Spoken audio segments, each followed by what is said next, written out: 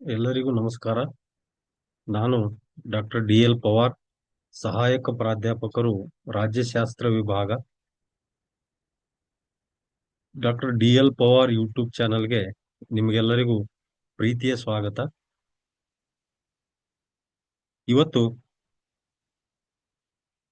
ಕರ್ನಾಟಕ ವಿಶ್ವವಿದ್ಯಾಲಯ ಧಾರವಾಡ, ಅದರಂತೆ ಕರ್ನಾಟಕದ ಎಲ್ಲ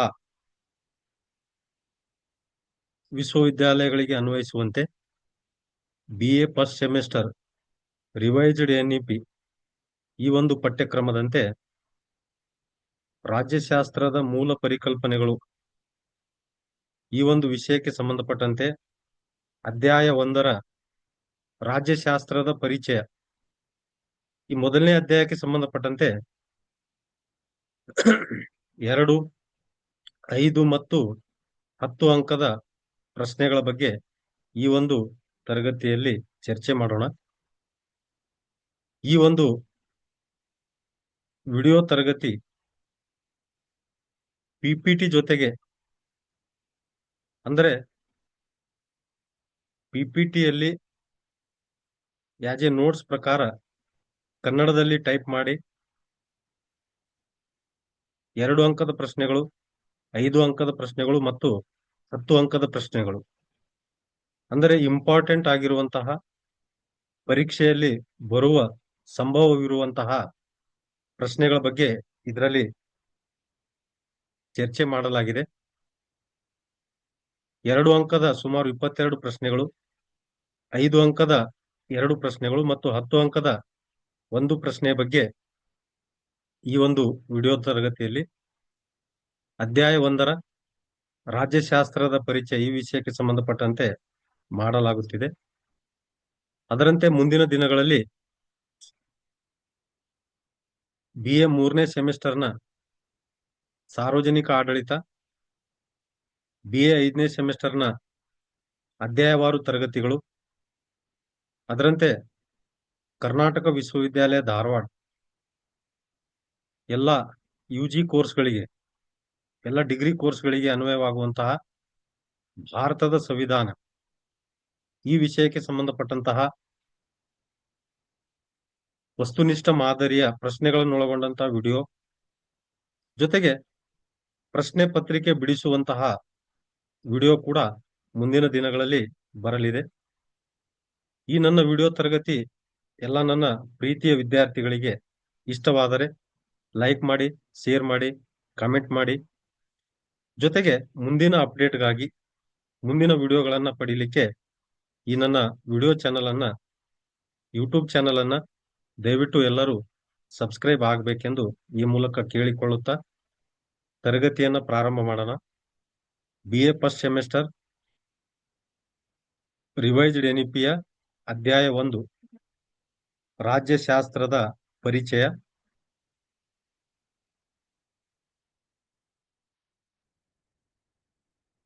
ಮೊದಲಿಗೆ 2 ಅಂಕದ ಪ್ರಶ್ನೆಗಳು. ಮೊದಲನೇ ಪ್ರಶ್ನೆ, ರಾಜ್ಯಶಾಸ್ತ್ರ ಎಂದರೇನು? ರಾಜ್ಯ ಮತ್ತು ಸರ್ಕಾರಗಳ ಕುರಿತು ವಿವರವಾಗಿ ಅಧ್ಯಯನ ಮಾಡುವ ವಿಷಯ ವಸ್ತುವನ್ನ ನಾವೇನಂತ ಕರಿತೀವಿ? ಇಲ್ಲಿ ರಾಜ್ಯಶಾಸ್ತ್ರವೆಂದು ಕರೆಯುತ್ತೇವೆ. ಅಂದರೆ ರಾಜ್ಯಶಾಸ್ತ್ರದ ಕೇಂದ್ರ ವಿಷಯ ವಸ್ತು ರಾಜ್ಯ ಮತ್ತು ಸರ್ಕಾರಗಳು. ಇದರ ಕುರಿತು ವಿವರವಾಗಿ ಅಧ್ಯಯನ ಮಾಡುವ ಶಾಸ್ತ್ರವೇ ರಾಜ್ಯಶಾಸ್ತ್ರವಾಗಿದೆ. ಎರಡನೇ ಪ್ರಶ್ನೆ, ಮಹಾನ್ ತತ್ವಜ್ಞಾನಿ ತ್ರಯರೆಂದು ಯಾರನ್ನು ಕರೆಯಲಾಗುತ್ತದೆ? ಸಾಕ್ರಟೀಸ್, ಪ್ಲೇಟೋ ಮತ್ತು ಅರಿಸ್ಟಾಟಲ್ ಈ ಮೂವರು ರಾಜ್ಯಶಾಸ್ತ್ರಜ್ಞರನ್ನ ಮಹಾನ್ ತತ್ವಜ್ಞಾನಿ ತ್ರಯರೆಂದು ಕರೆಯಲಾಗುತ್ತದೆ. ಮೂರನೇ ಪ್ರಶ್ನೆ, ಪ್ಲೇಟೋರವರ ಪ್ರಮುಖ ಕೃತಿಗಳನ್ನು ಹೆಸರಿಸಿರಿ. ಪ್ಲೇಟೋರವರು ಸುಮಾರು 36 ಗ್ರಂಥಗಳನ್ನ ರಚಿಸಿದ್ದಾರೆ. ಅದರಲ್ಲಿ ಇಲ್ಲಿ ಪ್ರಮುಖವಾದ ಗ್ರಂಥಗಳ ಬಗ್ಗೆ ನೋಡೋಣ. The Republic, the Statesman, the Laws, Apology, Crito ಇತ್ಯಾದಿ. ಇನ್ನು 4ನೇ ಪ್ರಶ್ನೆ, ಅರಿಸ್ಟಾಟಲರು ಬರೆದ ಕೃತಿಗಳು ಯಾವುವು? ಅರಿಸ್ಟಾಟಲ್ ರವರು ಆರ್ಗನಾನ್, ಎಥಿಕ್ಸ್, ಪಾಲಿಟಿಕ್ಸ್, ಅಥೆನ್ಸಿನ ಸಂವಿಧಾನ. ಈ ಒಂದು 4 ಪ್ರಮುಖ ಗ್ರಂಥಗಳನ್ನ ಅವರು ರಚನೆ ಮಾಡಿದ್ದಾರೆ. 5ನೇ ಪ್ರಶ್ನೆ, ರಾಜ್ಯಶಾಸ್ತ್ರದ ಪಿತಾಮಹ ಎಂದು ಯಾರನ್ನು ಕರೆಯಲಾಗುತ್ತದೆ?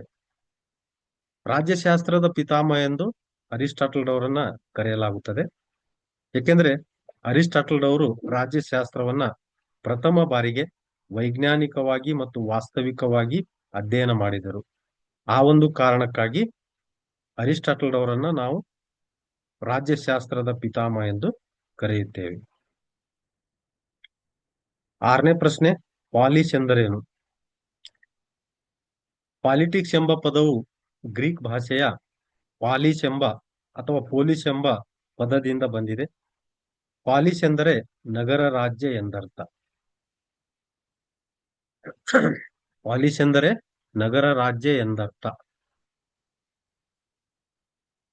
7ನೇ ಪ್ರಶ್ನೆ, ರಾಜಕೀಯ ವ್ಯಾಖ್ಯಾನಿಸಿರಿ. 2 ಅಂಕದ ಪ್ರಶ್ನೆಗಳು ಕೇಳಿದಾಗ 1 ಅಥವಾ 2 ವ್ಯಾಖ್ಯೆಗಳನ್ನ ಬರೆಯಬೇಕಾಗುತ್ತೆ. ಮೊದಲನೇದು ಅರಿಸ್ಟಾಟಲರ ಪ್ರಕಾರ ಅಧಿಕಾರದಲ್ಲಿ ಪ್ರಭಾವವನ್ನು ಬೀರುವುದೇ ರಾಜಕೀಯ ಅಂತ ಹೇಳಿ ಅರಿಸ್ಟಾಟಲ್ ರವರು ರಾಜಕೀಯದ ಬಗ್ಗೆ ತಮ್ಮ ಅಭಿಪ್ರಾಯವನ್ನ ವ್ಯಕ್ತಪಡಿಸಿದ್ದಾರೆ. ಅಧಿಕಾರದಲ್ಲಿ ಪ್ರಭಾವವನ್ನು ಬೀರುವುದೇ ರಾಜಕೀಯ ಎಂದಿದ್ದಾರೆ. 2ನೇ ಪ್ರಶ್ನೆ, ಜೆನೆಕ್ಸರ ಪ್ರಕಾರ ರಾಜಕೀಯವು ರಾಜ್ಯ ಮತ್ತು ಸರ್ಕಾರಗಳಿಗೆ ಸಂಬಂಧಿಸಿದೆ ಅಂತ ಹೇಳಿ. ರಾಜಕೀಯವು ರಾಜ್ಯ ಮತ್ತು ಸರ್ಕಾರಗಳಿಗೆ ಸಂಬಂಧಿಸಿದೆ ಅನ್ನೋ ಮಾತನ್ನ ಹೇಳ್ತಾರೆ ಅವರು. ಯಾರು? ಜೆನೆಕ್ಸ್ ರವರು. 8ನೇ ಪ್ರಶ್ನೆ, ಪ್ರಾಚೀನ ಗ್ರೀಕ್ನ ಪ್ರಮುಖ ನಗರ ರಾಜ್ಯಗಳು ಯಾವುವು? ಸ್ಪಾರ್ಟಾ, ಅಥೆನ್ಸ್ ಮತ್ತು ಸ್ಟಗಿರಾ. ಈ 3 ಪ್ರಾಚೀನ ಗ್ರೀಕ್ನ ಪ್ರಮುಖ ನಗರ ರಾಜ್ಯಗಳಾಗಿದ್ದವು. ಗ್ರೀಕ್ ನಗರ ರಾಜ್ಯಗಳ ಕಾಲದಲ್ಲಿ ಸ್ಪಾರ್ಟಾ, ಅಥೆನ್ಸ್ ಮತ್ತು ಸ್ಟಗಿರಾ ಈ 3 ಪ್ರಮುಖ ನಗರ ರಾಜ್ಯಗಳಾಗಿದ್ದವು. ಜೊತೆಗೆ 9ನೇ ಪ್ರಶ್ನೆ, ರಾಜ್ಯಶಾಸ್ತ್ರ ಪದದ ಉಗಮ ಕುರಿತು ಬರೆಯಿರಿ. ರಾಜ್ಯಶಾಸ್ತ್ರ ಎಂಬ ಪದವು ಆಂಗ್ಲ ಪದವಾದ ಪಾಲಿಟಿಕ್ಸ್, ಲ್ಯಾಟಿನ್ ಪದವಾದ ಪೊಲಿಟಿಕಸ್ನ ಮೂಲವನ್ನು ಹೊಂದಿದ್ದು, ಈ ಪದವು ಗ್ರೀಕ್ ಪದ ಪಾಲಿಸ್ ನಿಂದ ಬಂದಿದೆ. ಪಾಲಿಸ್ ಎಂದರೆ ನಗರ ರಾಜ್ಯ ಎಂದರ್ಥ. ಅಂದರೆ ಗ್ರೀಕರ ಪ್ರಕಾರ ರಾಜ್ಯಶಾಸ್ತ್ರವು ನಗರ ರಾಜ್ಯಗಳ ಮತ್ತು ಅವುಗಳ ಪ್ರಯೋಗಾತ್ಮಕ ಮತ್ತು ತಾತ್ವಿಕ ಅಂಶಗಳ ಅಧ್ಯಯನ ಮಾಡುತ್ತಿತ್ತು. ಅದಕ್ಕ ಮೊದಲು ಗ್ರೀಕ್ ಭಾಷೆಯ ಪಾಲಿಸ್, ಪಾಲಿಸ್ ಎಂದರೆ ನಗರ ರಾಜ್ಯ ಎಂದರ್ಥ. ಪಾಲಿಸ್ ಎಂಬ ಪದದಿಂದ ಹುಟ್ಟುಕೊಂಡಿದ್ದು ಲ್ಯಾಟಿನ್ ಪದ ಪೊಲಿಟಿಕಸ್. ಈ ಪೊಲಿಟಿಕಸ್ ಎಂಬ ಪದದಿಂದ ಹುಟ್ಟುಕೊಂಡಿದ್ದು ಆಂಗ್ಲ ಪದ ಪಾಲಿಟಿಕ್ಸ್. ಆಂಗ್ಲ ಪದವಾದ ಪಾಲಿಟಿಕ್ಸ್ ನಿಂದ ಹುಟ್ಟಿಕೊಂಡಿದ್ದು ಕನ್ನಡ ಭಾಷೆಯ ಪದ ರಾಜ್ಯಶಾಸ್ತ್ರ. ರಾಜ್ಯಶಾಸ್ತ್ರ ಎಂಬ ಪದವು ಆಂಗ್ಲ ಪದವಾದ ಪಾಲಿಟಿಕ್ಸ್, ಲ್ಯಾಟಿನ್ ಪದವಾದ ಪೊಲಿಟಿಕಸ್ನ ಮೂಲವನ್ನ ಹೊಂದಿದ್ದು, ಈ ಪದವು ಗ್ರೀಕ್ ಪದ ಪಾಲಿಸ್ ನಿಂದ ಬಂದಿದೆ. ಪಾಲಿಸ್ ಎಂದರೆ ನಗರ ರಾಜ್ಯ ಎಂದರ್ಥ. ಅಂದರೆ ಗ್ರೀಕರ ಪ್ರಕಾರ ರಾಜ್ಯಶಾಸ್ತ್ರವು ನಗರ ರಾಜ್ಯಗಳ ಮತ್ತು ಅವುಗಳ ಪ್ರಯೋಗಾತ್ಮಕ ಮತ್ತು ತಾತ್ವಿಕ ಅಂಶಗಳ ಅಧ್ಯಯನ ಮಾಡುತ್ತಿತ್ತು. 10ನೇ ಪ್ರಶ್ನೆ, ರಾಜ್ಯಶಾಸ್ತ್ರ ವ್ಯಾಖ್ಯಾನಿಸಿ.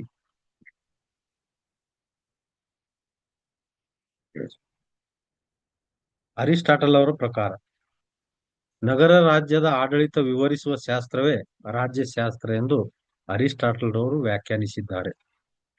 ರಾಜ್ಯಶಾಸ್ತ್ರವೆಂದರೆ ಅರಿಸ್ಟಾಟಲ್ ರವರ ಅಭಿಪ್ರಾಯದಲ್ಲಿ ನೋಡುವುದಾದರೆ ನಗರ ರಾಜ್ಯದ ಆಗಿನ ಗ್ರೀಕ್ ನಗರ ರಾಜ್ಯಗಳ ಕಾಲದಲ್ಲಿನ ನಗರ ರಾಜ್ಯದ ಆಡಳಿತದ ಕುರಿತು ವಿವರಿಸುವಂತಹ ಶಾಸ್ತ್ರವನ್ನ ಅರಿಸ್ಟಾಟಲ್ ರವರು ರಾಜ್ಯಶಾಸ್ತ್ರವೆಂದು ಕರೆದಿದ್ದಾರೆ. 2ನೇ ವ್ಯಾಖ್ಯೆ, ರಾಜ್ಯಶಾಸ್ತ್ರದ ಕುರಿತು ಜೇಮ್ಸರ ಪ್ರಕಾರ ರಾಜ್ಯದ ವಿಜ್ಞಾನವೇ ರಾಜ್ಯಶಾಸ್ತ್ರ. ಅಂದರೆ ರಾಜ್ಯದ ಕುರಿತು ಅಧ್ಯಯನ ಮಾಡುವ ವಿಷಯ ವಸ್ತುವನ್ನ ಜೇಮ್ಸ್ ರವರು ರಾಜ್ಯಶಾಸ್ತ್ರವೆಂದು ಕರೆದಿದ್ದಾರೆ. ಮೂರನೇ ವ್ಯಾಖ್ಯೆ ಗೀರ್ಪಟ್ ರವರ ಪ್ರಕಾರ ರಾಜ್ಯ ಮತ್ತು ಸರ್ಕಾರದ ವ್ಯವಸ್ಥಿತ ಅಧ್ಯಯನವನ್ನ ಗೀರ್ಪಟ್ ರವರು ರಾಜ್ಯಶಾಸ್ತ್ರವೆಂದಿದ್ದಾರೆ. ರಾಜ್ಯ ಅಥವಾ ರಾಷ್ಟ್ರ ಮತ್ತು ಆ ರಾಷ್ಟ್ರದಲ್ಲಿನ ಸರ್ಕಾರದ ಕುರಿತು ವ್ಯವಸ್ಥಿತವಾಗಿ ಅಧ್ಯಯನ ಮಾಡುವಂತಹ ಒಂದು ಸಮಾಜ ವಿಜ್ಞಾನದ ವಿಷಯವಾಗಿರುವ ರಾಜ್ಯಶಾಸ್ತ್ರ ಅಂತೇಳಿ ಇಲ್ಲಿ ಕರೆದಿದ್ದಾರೆ. ರಾಜ್ಯಶಾಸ್ತ್ರವು ಸಮಾಜ ವಿಜ್ಞಾನದಲ್ಲಿ ಬರುವ ಒಂದು ವಿಷಯ. ಅದಕ್ಕಾಗಿ ರಾಜ್ಯ ಮತ್ತು ಸರ್ಕಾರದ ವ್ಯವಸ್ಥಿತ ಅಧ್ಯಯನವೇ ರಾಜ್ಯಶಾಸ್ತ್ರ ಅಂತೇಳಿ ಗೀರ್ಪಟ್ ರವರು ತಮ್ಮ ಅಭಿಪ್ರಾಯವನ್ನ ವ್ಯಕ್ತಪಡಿಸಿದ್ದಾರೆ. 11ನೇ ಪ್ರಶ್ನೆ, ರಾಜ್ಯಶಾಸ್ತ್ರದ ಬೇರೆ ಬೇರೆ ಹೆಸರುಗಳಾವುವು ಅಂತೇಳಿ. ರಾಜ್ಯಶಾಸ್ತ್ರವನ್ನು ಈ ಕೆಳಕಂಡಂತೆ ಬೇರೆ ಬೇರೆ ಹೆಸರುಗಳಿಂದ ಕರೆಯಲಾಗುತ್ತಿತ್ತು. ಒಂದನೇದು, ಅರಿಸ್ಟಾಟಲರು ರಾಜ್ಯಶಾಸ್ತ್ರವನ್ನು ಪಾಲಿಟಿಕ್ಸ್ ಅಂತೇಳಿ ಕರೆದಿದ್ದು. ಎರಡನೇದು, ಗೆಟಲರು ರಾಜ್ಯದ ಅಧ್ಯಯನ ಮಾಡುವ ವಿಜ್ಞಾನ ಎಂದು. ಮೂರನೇದು, ಸರ್ ಫ್ರೆಡರಿಕ್ ಫೊಲಾಕರು ರಾಜಕೀಯ ವಿಜ್ಞಾನ ಎಂದು. ನಾಲ್ಕನೇದ್ದು, WJM ಮೆಕೆಂಜಿ ರವರು ಪೊಲಿಟಿಕಲ್ ಸೈನ್ಸ್ ಎಂಬ ಪದದ ಉಪಯೋಗದ ಸಲಹೆ ಮಾಡಿದ್ದಾರೆ. ಹೀಗೆ ಅರಿಸ್ಟಾಟಲರು ಪಾಲಿಟಿಕ್ಸ್ ಎಂದು, ಗೆಟಲರು ರಾಜ್ಯದ ಅಧ್ಯಯನ ಮಾಡುವ ವಿಜ್ಞಾನವೆಂದು, ಸರ್ ಫ್ರೆಡರಿಕ್ ಫೊಲಾಕರು ರಾಜಕೀಯ ವಿಜ್ಞಾನ ಎಂದು, WJM ಮೆಕೆಂಜಿ ರವರು ಪೊಲಿಟಿಕಲ್ ಸೈನ್ಸ್ ಎಂಬ ಪದದ ಉಪಯೋಗದ ಸಲಹೆ ಮಾಡಿದ್ದಾರೆ. 12ನೇ ಪ್ರಶ್ನೆ, ರಾಜ್ಯಶಾಸ್ತ್ರ ಎಂಬ ಪದವನ್ನು ಯಾವಾಗ ಮತ್ತು ಯಾವ ಸಮ್ಮೇಳನದಲ್ಲಿ ಅನುಮೋದಿಸಲಾಯಿತು? ಪ್ಯಾರಿಸ್ನ ಯುನೆಸ್ಕೋ ಭವನದಲ್ಲಿ ಸೆಪ್ಟೆಂಬರ್ 1948ರಲ್ಲಿ ಜಗತ್ತಿನ ರಾಜ್ಯಶಾಸ್ತ್ರಜ್ಞರ ಸಮ್ಮೇಳನ ನಡೆಯುತ್ತೆ. ಈ ಸಮ್ಮೇಳನದಲ್ಲಿ ರಾಜ್ಯಶಾಸ್ತ್ರ ಪೊಲಿಟಿಕಲ್ ಸೈನ್ಸ್ ಎಂಬ ಪದವನ್ನ ಅನುಮೋದಿಸಲಾಯಿತು. ಅಲ್ಲಿಂದ ಇಲ್ಲಿಯವರೆಗೆ ರಾಜ್ಯಶಾಸ್ತ್ರ ಎಂಬ ಪದದ ಬಳಕೆ ಮಾಡಲಾಗುತ್ತದೆ. 13ನೇ ಪ್ರಶ್ನೆ, ರಾಜ್ಯಶಾಸ್ತ್ರ ವಿಜ್ಞಾನವೆಂದು ವಾದಿಸುವರು ಯಾರು? ರಾಜ್ಯಶಾಸ್ತ್ರದ ಸ್ವರೂಪದ ಬಗ್ಗೆ ನೋಡುವಾಗ ಕೆಲವು ರಾಜನೀತಿ ತಜ್ಞರು ರಾಜ್ಯಶಾಸ್ತ್ರವನ್ನು ವಿಜ್ಞಾನವೆಂದು ವಾದ ಮಾಡಿದರೆ, ಇನ್ನು ಕೆಲವು ರಾಜನೀತಿ ತಜ್ಞರು ರಾಜ್ಯಶಾಸ್ತ್ರವು ವಿಜ್ಞಾನ ಅಲ್ಲ, ಅದು ಒಂದು ಕೇವಲ ಕಲೆ ಎಂದು ವಾದ ಮಾಡಿದ್ದಾರೆ. ರಾಜ್ಯಶಾಸ್ತ್ರ ವಿಜ್ಞಾನವೆಂದು ವಾದಿಸುವ ರಾಜ್ಯಶಾಸ್ತ್ರಜ್ಞರೆಂದರೆ Aristotle, Thomas Hobbes, Jean Bodin, Sidgwick, Bluntschli, Lord Bryce, Machiavelli, Montesquieu, Lewis ಇತರರು. ಈ ಎಲ್ಲಾ ರಾಜ್ಯಶಾಸ್ತ್ರಜ್ಞರು ರಾಜ್ಯಶಾಸ್ತ್ರವು ವಿಜ್ಞಾನವೆಂದು ವಾದವನ್ನ ಮಂಡಿಸಿದ್ದಾರೆ. 14ನೇ ಪ್ರಶ್ನೆ, ರಾಜ್ಯಶಾಸ್ತ್ರ ಒಂದು ಕಲೆ ಎಂದು ವಾದಿಸುವವರು ಯಾರು? ರಾಜ್ಯಶಾಸ್ತ್ರ ಒಂದು ಕಲೆ ಎಂದು ವಾದಿಸುವ ರಾಜ್ಯಶಾಸ್ತ್ರಜ್ಞರೆಂದರೆ JS Mill, John Stuart Mill, Sir Ernest Barker, Maitland, Edmund Burke, Buckle, Comte, James Bryce, Gilchrist ಇತರರು. ಇವರೆಲ್ಲರೂ ರಾಜ್ಯಶಾಸ್ತ್ರವು ಒಂದು ಕೇವಲ ಕಲೆ ಎಂದು ವಾದವನ್ನ ಮಂಡಿಸಿದ್ದಾರೆ. 15ನೇ ಪ್ರಶ್ನೆ, ವಿಜ್ಞಾನ ಎಂದರೇನು? ಅನುಭವ ಮತ್ತು ಅವಲೋಕನೆಯ ಆಧಾರದ ಮೇಲೆ ಕಂಡುಹಿಡಿಯುವ ಒಂದು ಖಚಿತವಾದ ಜ್ಞಾನವನ್ನು ವಿಜ್ಞಾನ ಎಂದು ಕರೆಯುವರು. ನಿರ್ದಿಷ್ಟವಾದ ಜ್ಞಾನ, ಖಚಿತವಾದ ಜ್ಞಾನವನ್ನ ಜೊತೆಗೆ ಅನುಭವ ಮತ್ತು ಅವಲೋಕನೆಯ ಆಧಾರದ ಮೇಲೆ ಕಂಡುಹಿಡಿಯುವ ಒಂದು ನಿರ್ದಿಷ್ಟವಾದ ಖಚಿತವಾದ ಜ್ಞಾನವನ್ನು ವಿಜ್ಞಾನವೆಂದು ಕರೆಯಲಾಗುತ್ತದೆ. 16ನೇ ಪ್ರಶ್ನೆ, ಕಲೆ ಎಂದರೇನು? ವಿಜ್ಞಾನಗಳ ಫಲಿತಾಂಶಗಳ ವಾಸ್ತವಿಕ ಪ್ರಯೋಗವನ್ನು ಕಲೆ ಎನ್ನುವರು. ವಿಜ್ಞಾನದಲ್ಲಿ ಪ್ರಯೋಗದ ನಂತರ ಬರುವ ಫಲಿತಾಂಶಗಳ ಅವುಗಳ ಬಳಕೆ, ಅವುಗಳ ವಾಸ್ತವಿಕ ಪ್ರಯೋಗವನ್ನು ಕಲೆ ಎಂದು ಕರೆಯಲಾಗುತ್ತದೆ.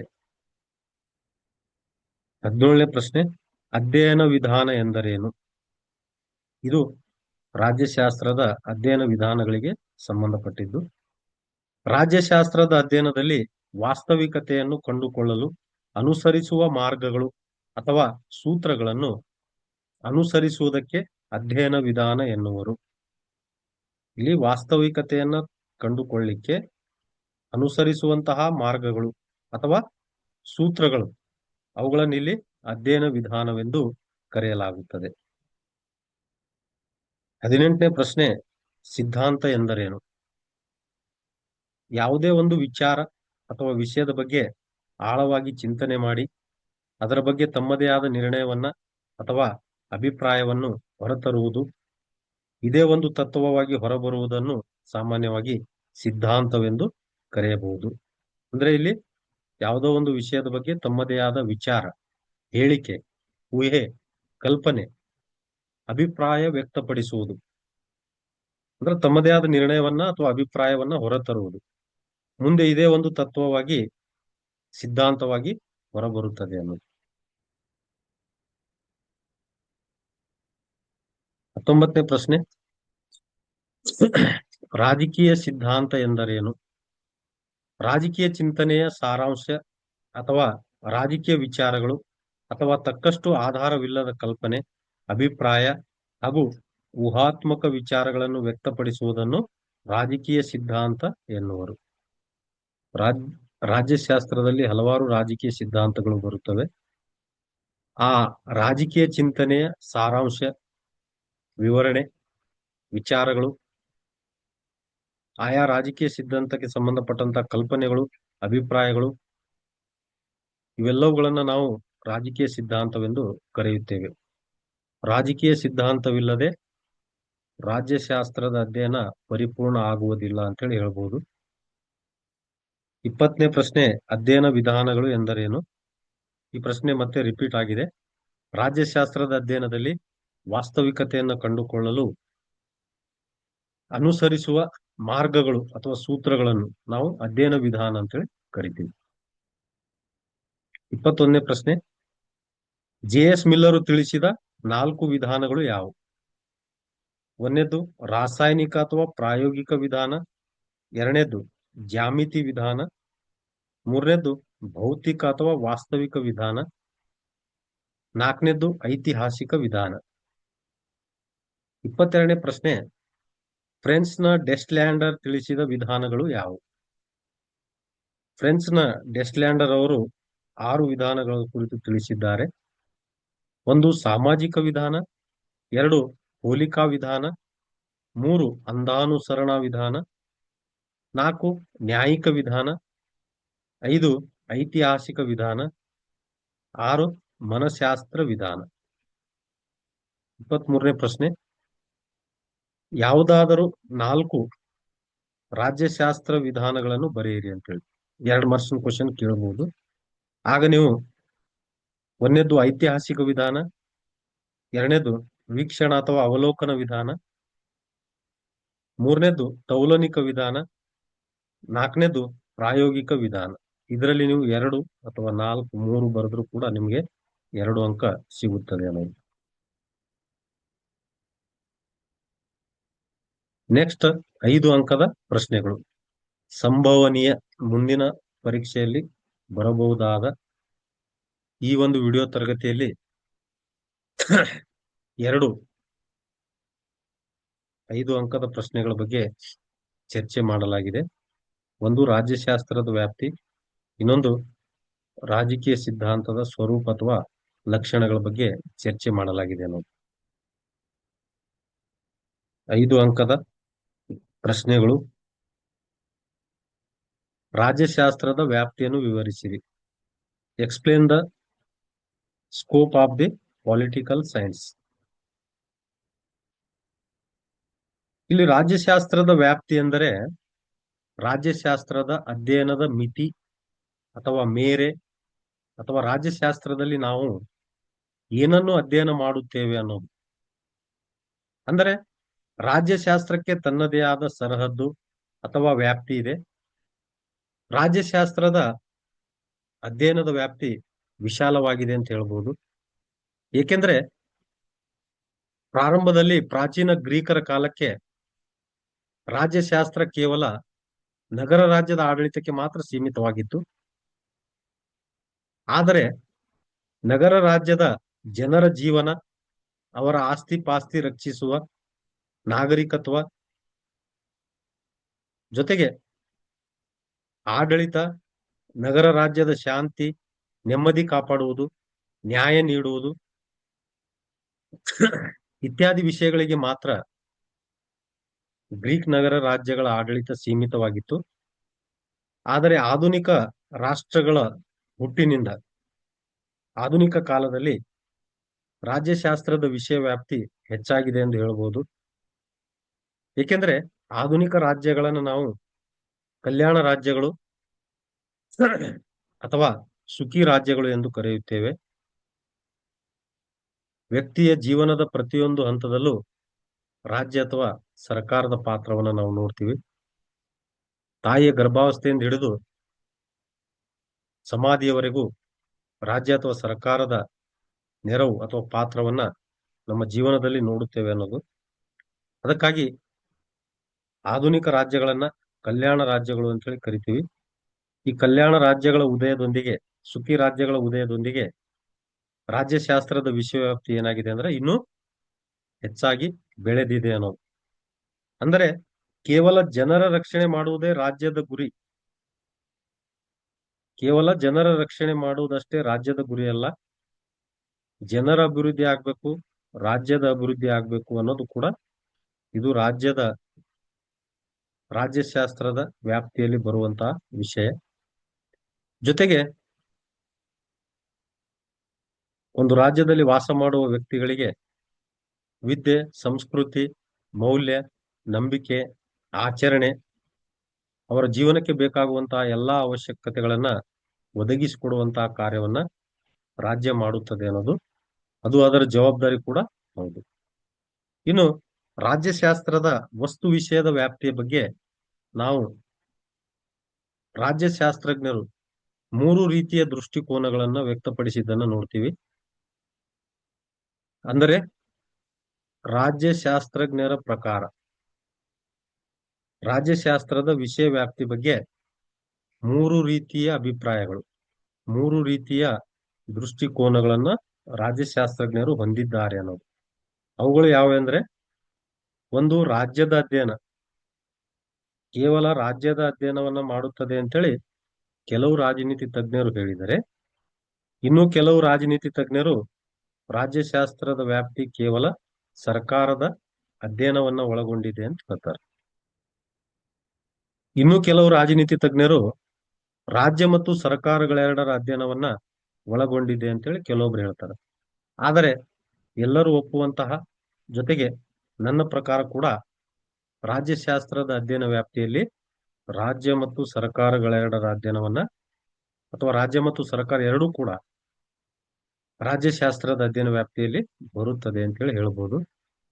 ಇನ್ನ ರಾಜ್ಯಶಾಸ್ತ್ರದ ವ್ಯಾಪ್ತಿ ಬಗ್ಗೆ ಈ ಟೇಬಲ್ ಮೂಲಕ ನಾವು ಅರ್ಥ ಮಾಡ್ಕೊಳ್ಬಹುದು. ಅಂದ್ರೆ ಯಾರು ಯಾವ ದೃಷ್ಟಿಕೋನದ ಪರವಾಗಿ ಇದ್ದಾರೆ ಅನ್ನೋದು. ರಾಜ್ಯದ ಪರವಾಗಿ ಯಾರಿದ್ದಾರೆ, ಸರ್ಕಾರದ ಪರವಾಗಿ ಯಾರಿದ್ದಾರೆ, ಮತ್ತೆ ರಾಜ್ಯ ಮತ್ತು ಸರ್ಕಾರದ ಪರವಾಗಿ ಯಾರಿದ್ದಾರೆ ಅನ್ನೋದು. ರಾಜ್ಯಶಾಸ್ತ್ರದ ಅಧ್ಯಯನ ವ್ಯಾಪ್ತಿ ರಾಜ್ಯಕ್ಕೆ ಮಾತ್ರ ಸೀಮಿತ ಅಂತೇಳಿ ವಾದ ಮಾಡುವ ರಾಜ್ಯಶಾಸ್ತ್ರಜ್ಞರು ಯಾರಂದ್ರ Bluntschli, Garner, J W. Garner, Garris, Frank Goodnow, H J. James. ರಾಜ್ಯಶಾಸ್ತ್ರದ ಅಧ್ಯಯನ ವ್ಯಾಪ್ತಿಯು ಕೇವಲ ಸರ್ಕಾರಕ್ಕೆ ಮಾತ್ರ ಸೀಮಿತ, ಸರ್ಕಾರದ ಅಧ್ಯಯನವನ್ನು ಮಾತ್ರ ಒಳಗೊಂಡಿದೆ ಅಂತೇಳಿ John Seeley, Stephen Leacock, Robson, Karl ಡೂಚ್ ಈ ಒಂದು ರಾಜ್ಯಶಾಸ್ತ್ರಜ್ಞರು ಇದರ ಪರವಾಗಿದ್ದಾರೆ ಅನ್ನೋದು. ಇನ್ನ ರಾಜ್ಯ ಮತ್ತು ಸರ್ಕಾರ ಈ ಒಂದು ದೃಷ್ಟಿಕೋನದ ಪರವಾಗಿದ್ದಂತಹ ರಾಜ್ಯಶಾಸ್ತ್ರಜ್ಞರು ಯಾರಂದ್ರ Gilchrist, Gettell, Harold Laski, Paul Janet. ಈ ಒಂದು ರಾಜ್ಯಶಾಸ್ತ್ರದ ವ್ಯಾಪ್ತಿಗೆ ಸಂಬಂಧಪಟ್ಟಂತೆ 4 ಪ್ರಮುಖ ಅಂಶಗಳ ಮೂಲಕ ಅದರ ವ್ಯಾಪ್ತಿಯನ್ನು ಮತ್ತಷ್ಟು ಅರ್ಥ ಮಾಡಿಕೊಳ್ಬಹುದು.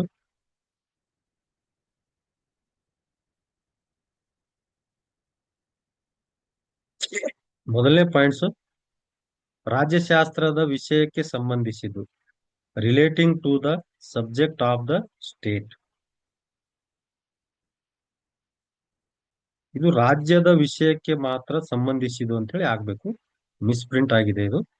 ಮೊದಲನೇ ಪಾಯಿಂಟ್ಸ್ ಏನು, ರಾಜ್ಯದ ವಿಷಯಕ್ಕೆ ಮಾತ್ರ ಸಂಬಂಧಿಸಿದ್ದು ಅಂತೇಳಿ, relating to the subject of state.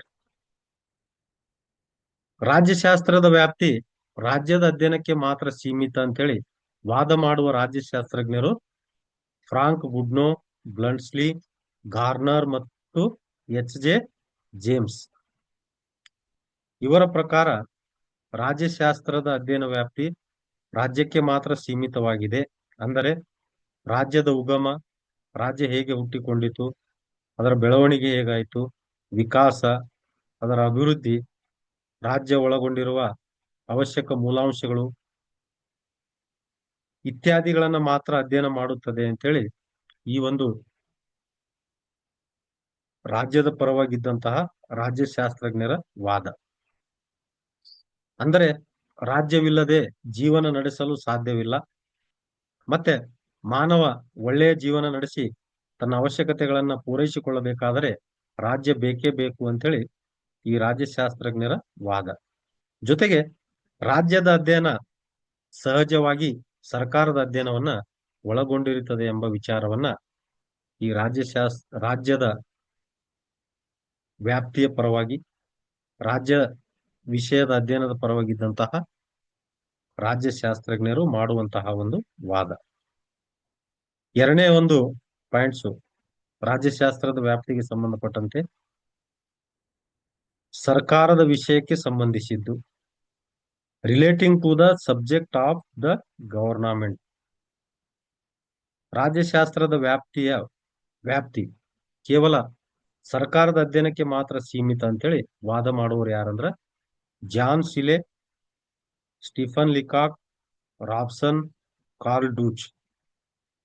ಇವರ ಪ್ರಕಾರ ರಾಜ್ಯಶಾಸ್ತ್ರವು ಕೇವಲ ಸರ್ಕಾರದ ಅಧ್ಯಯನವನ್ನ ಒಳಗೊಂಡಿದೆ. ಅಂದರೆ ಸರ್ಕಾರದ ಉಗಮ, ವಿಕಾಸ, ಬೆಳವಣಿಗೆ, ಸರ್ಕಾರದ ವಿವಿಧ ಅಂಗಗಳು, ಶಾಸಕಾಂಗ, ಕಾರ್ಯಾಂಗ, ನ್ಯಾಯಾಂಗ, ಸರ್ಕಾರದ ವಿಧಗಳು, ಅಧ್ಯಕ್ಷೀಯ ಸರ್ಕಾರ, ಸಂಸದೀಯ ಸರ್ಕಾರ, ಏಕಾತ್ಮಕ ಸರ್ಕಾರ, ಸಂಯುಕ್ತ ಮಾದರಿಯ ಸರ್ಕಾರ, ಈ ಒಂದು ವಿಷಯಗಳನ್ನ ಅಧ್ಯಯನ ಮಾಡುತ್ತದೆ ಅಂತ ಹೇಳ್ತಾರೆ. ಜೊತೆಗೆ ಸರ್ಕಾರವಿಲ್ಲದೆ ರಾಜ್ಯಶಾಸ್ತ್ರವನ್ನ ಊಹಿಸಿಕೊಳ್ಳಲು ಸಾಧ್ಯವಿಲ್ಲ ಅನ್ನೋ ಮಾತನ್ನು ಕೂಡ ಹೇಳ್ತಾರೆ. ರಾಜ್ಯವು ಆಜ್ಞೆಗಳನ್ನ ಹೊರಡಿಸಿ ಜನರಿಂದ ವಿಧೇಯತೆಯನ್ನ ಪಡಿಬೇಕಾದರೆ, ಜನರ ಮೇಲೆ ನಿರ್ಬಂಧ ತರಬೇಕಾದರೆ ಸರ್ಕಾರ ಬೇಕೇ ಬೇಕು ಅನ್ನೋದು ಇವರ ಒಂದು ವಾದ. ಅದಕ್ಕಾಗಿ ಸರ್ಕಾರವನ್ನ ನಾವು ರಾಜ್ಯದ ದೂತ, ರಾಯಭಾರಿ ಅಂತ ಕರಿತೀವಿ. ಜೊತೆಗೆ ರಾಜ್ಯದ ಪ್ರತಿಬಿಂಬ ಅಂತೇಳಿ ಸರ್ಕಾರವನ್ನ ಕರಿತೀವಿ. ಇಲ್ಲಿ ರಾಜ್ಯ ನಮ್ಮ ಕಣ್ಣಿಗೆ ಕಾಣಲ್ಲ, ಆದರೆ ಸರ್ಕಾರ ನಮ್ಮ ಕಣ್ಣಿಗೆ ಕಾಣುತ್ತದೆ ಅನ್ನೋದು. ಅಲ್ಲದೆ ಸರ್ಕಾರವು ಪ್ರಜೆಗಳ ಪ್ರತಿನಿಧಿಯಾಗಿ ವರ್ತಿಸುತ್ತದೆ ಅನ್ನೋದು, ಮತ್ತೆ ರಾಜ್ಯದ ಪ್ರತಿನಿಧಿಯಾಗಿ ಕೂಡ ರಾಜ್ಯದ ಸಕಲ ಸಂಕಲ್ಪವನ್ನ ವ್ಯಕ್ತಪಡಿಸುತ್ತದೆ. ಅಂದರೆ ರಾಜ್ಯದ ಎಲ್ಲಾ ಕಾರ್ಯಗಳನ್ನ, ಜವಾಬ್ದಾರಿಗಳನ್ನ ರಾಜ್ಯದ ಹೆಸರಿನಲ್ಲಿ ಸರ್ಕಾರವು ನಿರ್ವಹಿಸುತ್ತದೆ ಅನ್ನೋದು.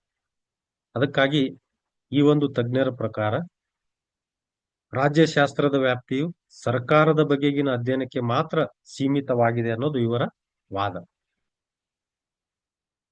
ಮೂರನೇ ಪಾಯಿಂಟ್ಸು ರಾಜ್ಯ ಮತ್ತು ಸರ್ಕಾರಗಳೆರಡಕ್ಕೂ ಸಂಬಂಧಿಸಿದೆ ಅನ್ನೋದು. ಕನ್ಸರ್ನ್ ವಿತ್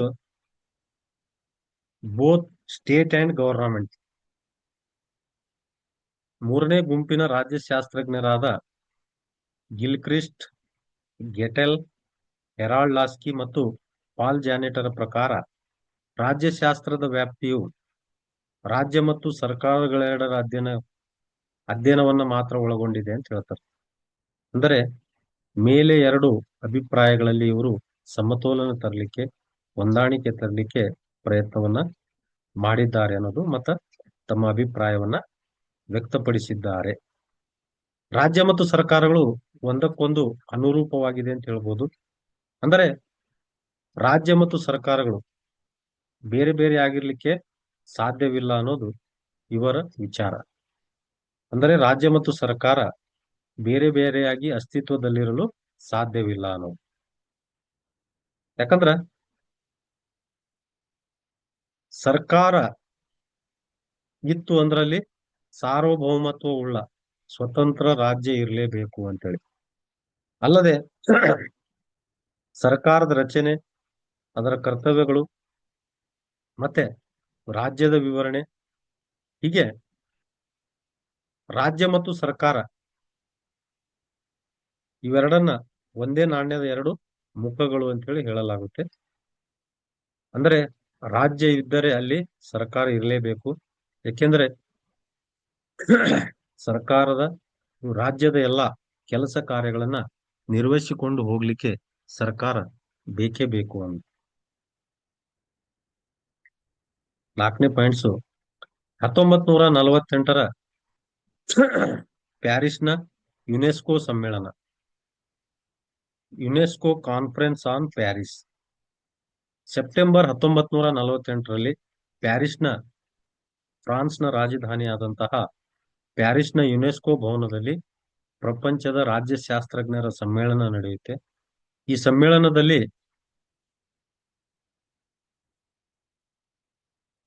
ರಾಜ್ಯಶಾಸ್ತ್ರದ ವ್ಯಾಪ್ತಿಯ ಕುರಿತು ಸುದೀರ್ಘವಾದ ಚರ್ಚೆ ನಡೆಯುತ್ತೆ. ಕೊನೆಯಲ್ಲಿ ರಾಜ್ಯಶಾಸ್ತ್ರದ ವ್ಯಾಪ್ತಿಯಲ್ಲಿ 5 ಭಾಗಗಳ ಬಗ್ಗೆ ಚರ್ಚೆ ಮಾಡಲಾಗಿ, ಅಂದರೆ ರಾಜ್ಯಶಾಸ್ತ್ರದ ವ್ಯಾಪ್ತಿಯನ್ನ 5 ಭಾಗಗಳಲ್ಲಿ ವಿಂಗಡಿಸಲಾಯಿತು ಅನ್ನೋದು. ಅದರಲ್ಲಿ ಮೊದಲನೇದು ರಾಜಕೀಯ ಸಿದ್ಧಾಂತ, ಪೊಲಿಟಿಕಲ್ ಥಿಯರಿ ಅಂತೇಳಿ. ರಾಜ್ಯಶಾಸ್ತ್ರದ ಅಧ್ಯಯನ ರಾಜಕೀಯ ಸಿದ್ಧಾಂತದಿಂದ ಪ್ರಾರಂಭವಾಗುತ್ತದೆ. ಯಾಕೆಂದ್ರೆ ಯಾವುದೇ ಒಂದು ವಿಷಯದ ಬಗ್ಗೆ ನಾವು ಸಂಪೂರ್ಣ ಅರ್ಥ ಮಾಡ್ಕೋಬೇಕು, ಯಾವುದೋ ಒಂದು ವಿಷಯದ ಅಧ್ಯಯನ ಸಂಪೂರ್ಣ ಆಗ್ಬೇಕು ಅಂದ್ರ ಸಿದ್ಧಾಂತದ ಸಹಾಯ ಬೇಕೇ ಬೇಕು. ಅದರಂತೆ ರಾಜಕೀಯ ಸಿದ್ಧಾಂತದ ಅಧ್ಯಯನ ಪರಿಪೂರ್ಣ ಆಗ್ಬೇಕು ಅಂದ್ರ ರಾಜಕೀಯ ಸಿದ್ಧಾಂತ ಸಹಾಯವನ್ನ ಪಡೆಯಲೇಬೇಕಾಗುತ್ತದೆ ಅನ್ನೋದು. ಅದಕ್ಕಾಗಿ ಇಲ್ಲಿ ರಾಜ್ಯಶಾಸ್ತ್ರದ ಅಧ್ಯಯನವು ರಾಜಕೀಯ ಸಿದ್ಧಾಂತದಿಂದಲೇ ಪ್ರಾರಂಭವಾಗುತ್ತದೆ ಅಂತೇಳಿ ಹೇಳಲಾಗುತ್ತೆ.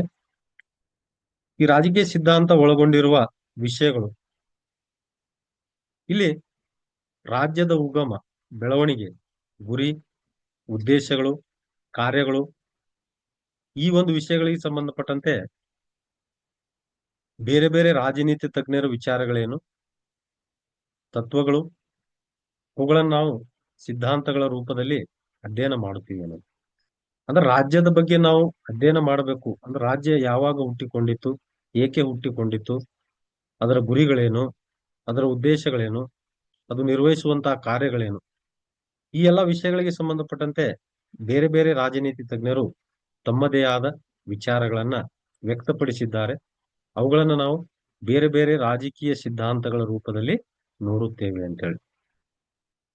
ಅದರಂತೆ ಸಮಾಜವಾದ, ಸಮತಾವಾದ, ಪ್ರಜಾಪ್ರಭುತ್ವ, ವ್ಯಕ್ತಿವಾದ, ಉದಾರವಾದ, ಪ್ರಯೋಜಕತಾವಾದ, ಆದರ್ಶವಾದ, ಹೀಗೆ ಹಲವಾರು ಸಿದ್ಧಾಂತಗಳು, ಹಲವಾರು ರಾಜಕೀಯ ಸಿದ್ಧಾಂತಗಳು ಬರ್ತವೆ. ಈ ಹಲವಾರು ರಾಜಕೀಯ ಸಿದ್ಧಾಂತಗಳು ಈ ಬೇರೆ ಬೇರೆ ಸಿದ್ಧಾಂತಗಳ ಬಗ್ಗೆ, ಬೇರೆ ಬೇರೆ ವಿಚಾರಗಳ ಬಗ್ಗೆ, ಅಂದರೆ ರಾಜಕೀಯ ಸಿದ್ಧಾಂತಗಳ ಇತಿಹಾಸ, ಉಗಮಕ್ಕೆ ಕಾರಣಗಳು, ಅವುಗಳ ತತ್ವಗಳು, ಹೋಲಿಕೆಗಳು ಮತ್ತು ಉಪಯುಕ್ತತೆಯನ್ನ ಅಧ್ಯಯನ ಮಾಡಲಾಗುತ್ತದೆ ಅನ್ನೋದು ರಾಜಕೀಯ ಸಿದ್ಧಾಂತದಲ್ಲಿ. ರಾಜ್ಯದ ಮೂಲಭೂತ ತತ್ವವಾದ ಕಾನೂನು, ಸಾರ್ವಭೌಮತೆ, ಪರಮಾಧಿಕಾರ, ವ್ಯಕ್ತಿ ಸ್ವಾತಂತ್ರ್ಯ, ನಾಗರಿಕ ಹಕ್ಕು ಮತ್ತು ಕರ್ತವ್ಯಗಳು, ನ್ಯಾಯ, ಸಮಾನತೆ, ಹೀಗೆ ಹಲವಾರು ಪರಿಕಲ್ಪನೆಗಳನ್ನ ರಾಜಕೀಯ ಸಿದ್ಧಾಂತದಲ್ಲಿ ಅಧ್ಯಯನ ಮಾಡಲಾಗುತ್ತದೆ. ಎರಡನೇ ಒಂದು ಭಾಗ ರಾಜಕೀಯ ವ್ಯವಸ್ಥೆ, ಪೊಲಿಟಿಕಲ್ ಸಿಸ್ಟಮ್.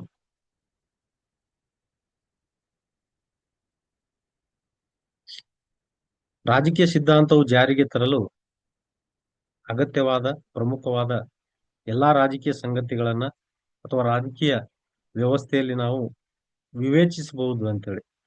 ಆ ಇದರಲ್ಲಿ ಲಿಖಿತ ಮತ್ತು ಅಲಿಖಿತ ಸಂವಿಧಾನ, ಸರಳ ಮತ್ತು ಕಠಿಣ ಸಂವಿಧಾನ, ಸರ್ಕಾರದ ಸ್ವರೂಪ, ಅದರ ಪ್ರಕಾರಗಳು, ಸಂಸದೀಯ ಸರ್ಕಾರ, ಅಧ್ಯಕ್ಷೀಯ ಸರ್ಕಾರ, ಏಕಾತ್ಮಕ ಸರ್ಕಾರ, ಒಕ್ಕೂಟ ಸರ್ಕಾರ, ಸರ್ಕಾರದ ಅಂಗಗಳಾದ ಶಾಸಕಾಂಗ, ಕಾರ್ಯಾಂಗ, ನ್ಯಾಯಾಂಗ, ಇವುಗಳ ರಚನೆ, ಅಧಿಕಾರ ಮತ್ತು ಕಾರ್ಯಗಳು ಇತ್ಯಾದಿ ವಿಷಯಗಳನ್ನು ನಾವು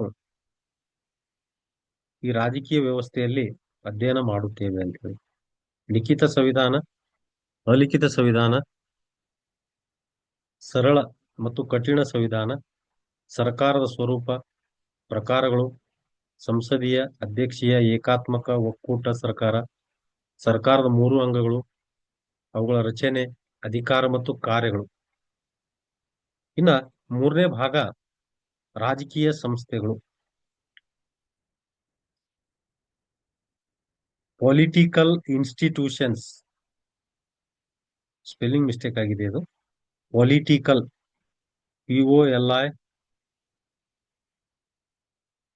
POLITICAL ಆಗ್ಬೇಕು. ರಾಜಕೀಯ ಸಂಸ್ಥೆಗಳು ಹಲವಾರು ಅದಾವ. ಈ ರಾಜಕೀಯ ಸಂಸ್ಥೆಗಳ ರಚನೆ, ಸ್ವರೂಪ, ಅಧಿಕಾರ ಮತ್ತು ಕಾರ್ಯಗಳು ಮತ್ತು ರಾಜಕೀಯ ಸಂಸ್ಥೆಗಳ ಕುರಿತು ಚರ್ಚಾಕೂಟ, ಸಾರ್ವಜನಿಕ ವೇದಿಕೆ, ಸಮಾಚಾರ ಪತ್ರಗಳು, ಮತದಾರರ ಒಲವುಗಳು, ಚುನಾವಣಾ ಪದ್ಧತಿ, ಹೀಗೆ ಹಲವಾರು ರಾಜಕೀಯ ಸಂಸ್ಥೆಗಳ ಬಗ್ಗೆ ಅಥವಾ ರಾಜಕೀಯ ಸಂಸ್ಥೆಗಳು ರಾಜ್ಯಶಾಸ್ತ್ರದ ವ್ಯಾಪ್ತಿಯ ಅಧ್ಯಯನದಲ್ಲಿ ಬರುತ್ತವೆ ಅನ್ನೋದು. ಈ 4ನೇ ಪಾಯಿಂಟ್ಸ್ ಅಂತಾರಾಷ್ಟ್ರೀಯ ಸಂಬಂಧಗಳು, ಇಂಟರ್ನ್ಯಾಷನಲ್ ರಿಲೇಷನ್ಸ್. 2 ಅಥವಾ 2ಕ್ಕಿಂತ ಹೆಚ್ಚು ರಾಜ್ಯಗಳ ಅಥವಾ ರಾಷ್ಟ್ರಗಳ ಸಂಬಂಧಗಳನ್ನು ಕುರಿತು ಅಧ್ಯಯನ ಮಾಡುವ ವಿಷಯ ವಸ್ತುವನ್ನು ನಾವು ಅಂತಾರಾಷ್ಟ್ರೀಯ ಸಂಬಂಧಗಳು ಎಂದು ಕರೆಯುತ್ತೇವೆ. ನಮ್ಮ ವಿಶ್ವದಲ್ಲಿ ಅನೇಕ ಸಾರ್ವಭೌಮ ಮತ್ತು ಸ್ವತಂತ್ರ ರಾಷ್ಟ್ರಗಳನ್ನ ನೋಡ್ತೀವಿ. ಎಲ್ಲ ರಾಷ್ಟ್ರಗಳು ತಮ್ಮದೇ ಆದ ವ್ಯಾವಹಾರಿಕ ಸಂಬಂಧಗಳನ್ನ ಹೊಂದಿರುತ್ತವೆ ಅನ್ನೋದು. ರಾಷ್ಟ್ರಗಳ ಸಂಬಂಧವನ್ನು ನಾವು ಅಂತಾರಾಷ್ಟ್ರೀಯ ಸಂಬಂಧಗಳನ್ನು ಕರಿತೀವಿ. ಈ ಅಂತಾರಾಷ್ಟ್ರೀಯ ಸಂಬಂಧಗಳಲ್ಲಿ ಅಂತಾರಾಷ್ಟ್ರೀಯ ರಾಜಕೀಯ, ರಾಜ್ಯಗಳ ನಡುವಿನ ಸಂಬಂಧ, ಅಂತಾರಾಷ್ಟ್ರೀಯ ಕಾನೂನು, ವಿಶ್ವಶಾಂತಿಗಾಗಿ ಸ್ಥಾಪನೆಯಾದಂತಹ ಅಂತಾರಾಷ್ಟ್ರೀಯ ಸಂಸ್ಥೆಗಳಾದ ವಿಶ್ವಸಂಸ್ಥೆ, ಕಾಮನ್ವೆಲ್ತ್, ಇವುಗಳ ಸಂಘಟನೆ, ಉದ್ದೇಶ, ಧ್ಯೇಯಗಳು, ಸಾಧನೆ, ವೈಫಲ್ಯಗಳ ಬಗ್ಗೆ ಅಧ್ಯಯನ ಮಾಡಲಾಗುತ್ತದೆ. ಅಲ್ಲದೆ ಸಾಮೂಹಿಕ ಭದ್ರತೆ, ಶಕ್ತಿ ಸಮತೋಲನ, ಯುದ್ಧ, ಶಾಂತಿ, ರಾಷ್ಟ್ರಗಳ ವಿದೇಶಾಂಗ ನೀತಿ, ರಾಷ್ಟ್ರಗಳ ಶಕ್ತಿ, ಆರ್ಥಿಕ ಸಾಧನ, ರಾಯಭಾರತ್ವ, ಅಂತಾರಾಷ್ಟ್ರೀಯ ನ್ಯಾಯಾಲಯ, ಹೀಗೆ ಹಲವಾರು ವಿಷಯಗಳು ಅಂತಾರಾಷ್ಟ್ರೀಯ ಸಂಬಂಧಗಳಿಗೆ ಸಂಬಂಧಿಸಿದಂತೆ ರಾಜ್ಯಶಾಸ್ತ್ರದ ಅಧ್ಯಯನ ವ್ಯಾಪ್ತಿಗೆ ಬರುತ್ತವೆ.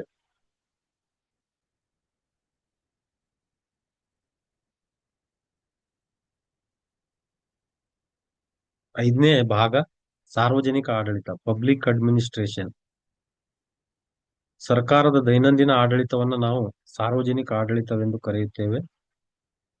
ಈ ಸರ್ಕಾರದ ದೈನಂದಿನ ಆಡಳಿತದ ವಿಧಾನ, ಸರ್ಕಾರದ ವಿವಿಧ ಖಾತೆಗಳು, ಅದರಲ್ಲಿ ಕಾರ್ಯನಿರ್ವಹಿಸುವ ಸಿಬ್ಬಂದಿ ವರ್ಗ, ಅವರ ಸೇವಾ ಮೌಲ್ಯ, ಅವರ ಆಯ್ಕೆ ವಿಧಾನ, ಅವರ ಕಾರ್ಯಗಳು, ಸಾರ್ವಜನಿಕ ಸೇವಾ ನಿಯಮಗಳು ಇತ್ಯಾದಿಗಳು ಈ ಸಾರ್ವಜನಿಕ ಆಡಳಿತದಲ್ಲಿ ಬರುವಂತಹ ವಿಷಯಗಳು.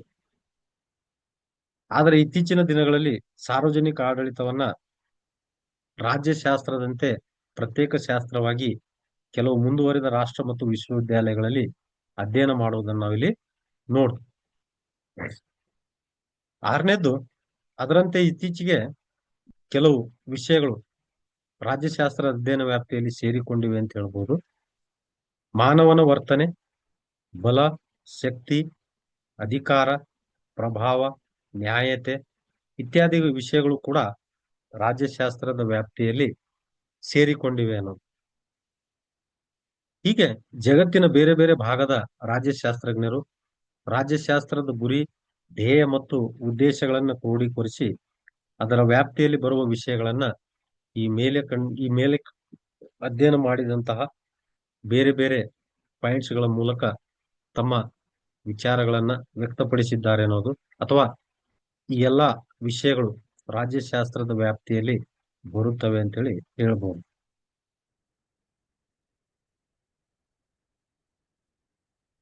ಎರಡನೇ ಒಂದು 5 ಅಂಕದ ಸಂಭವನೀಯ ಪ್ರಮುಖ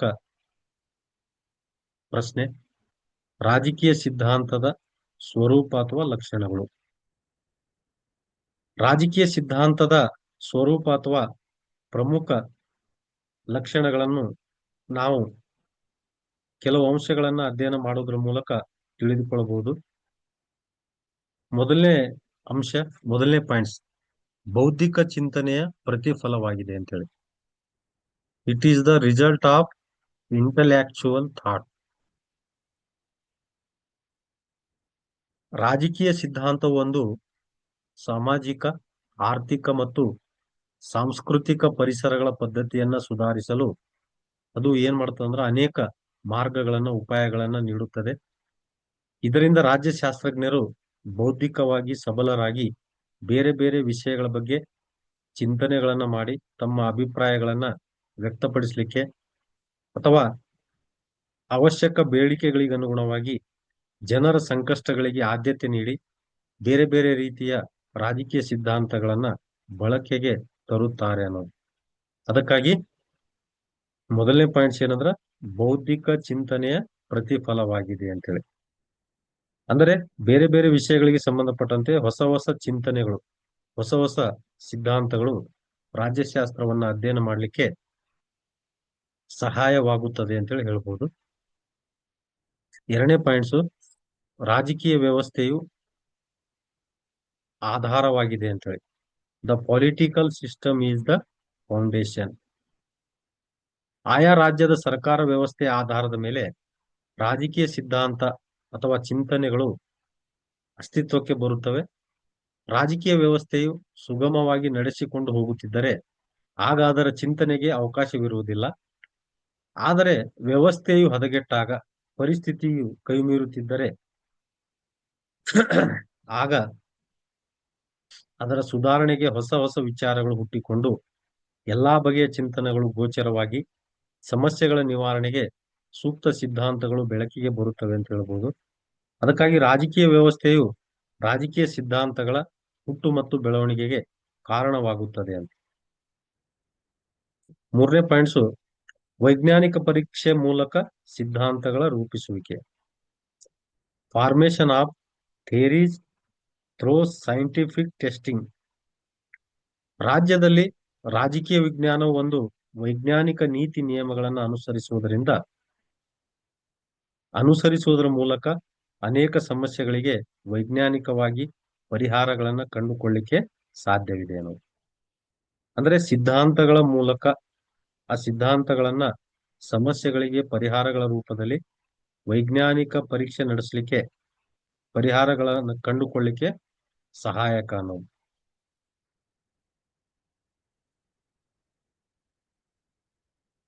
ರಾಜಕೀಯ ಸಿದ್ಧಾಂತ ಒಂದು ಶುದ್ಧ ವಿಜ್ಞಾನ ಅಲ್ಲ ಅಂತ ಹೇಳ್ಬೋದು. ಆದ್ರೂ ಕೂಡ ಮಾನವನ ಬುದ್ಧಿಮಟ್ಟ, ದೈಹಿಕ ಬೆಳವಣಿಗೆಗೆ ಜೊತೆಗೆ ಉತ್ತಮ ಪರಿಸರ ರಚನೆಗೆ ಸಹಾಯಕವಾಗುತ್ತದೆ.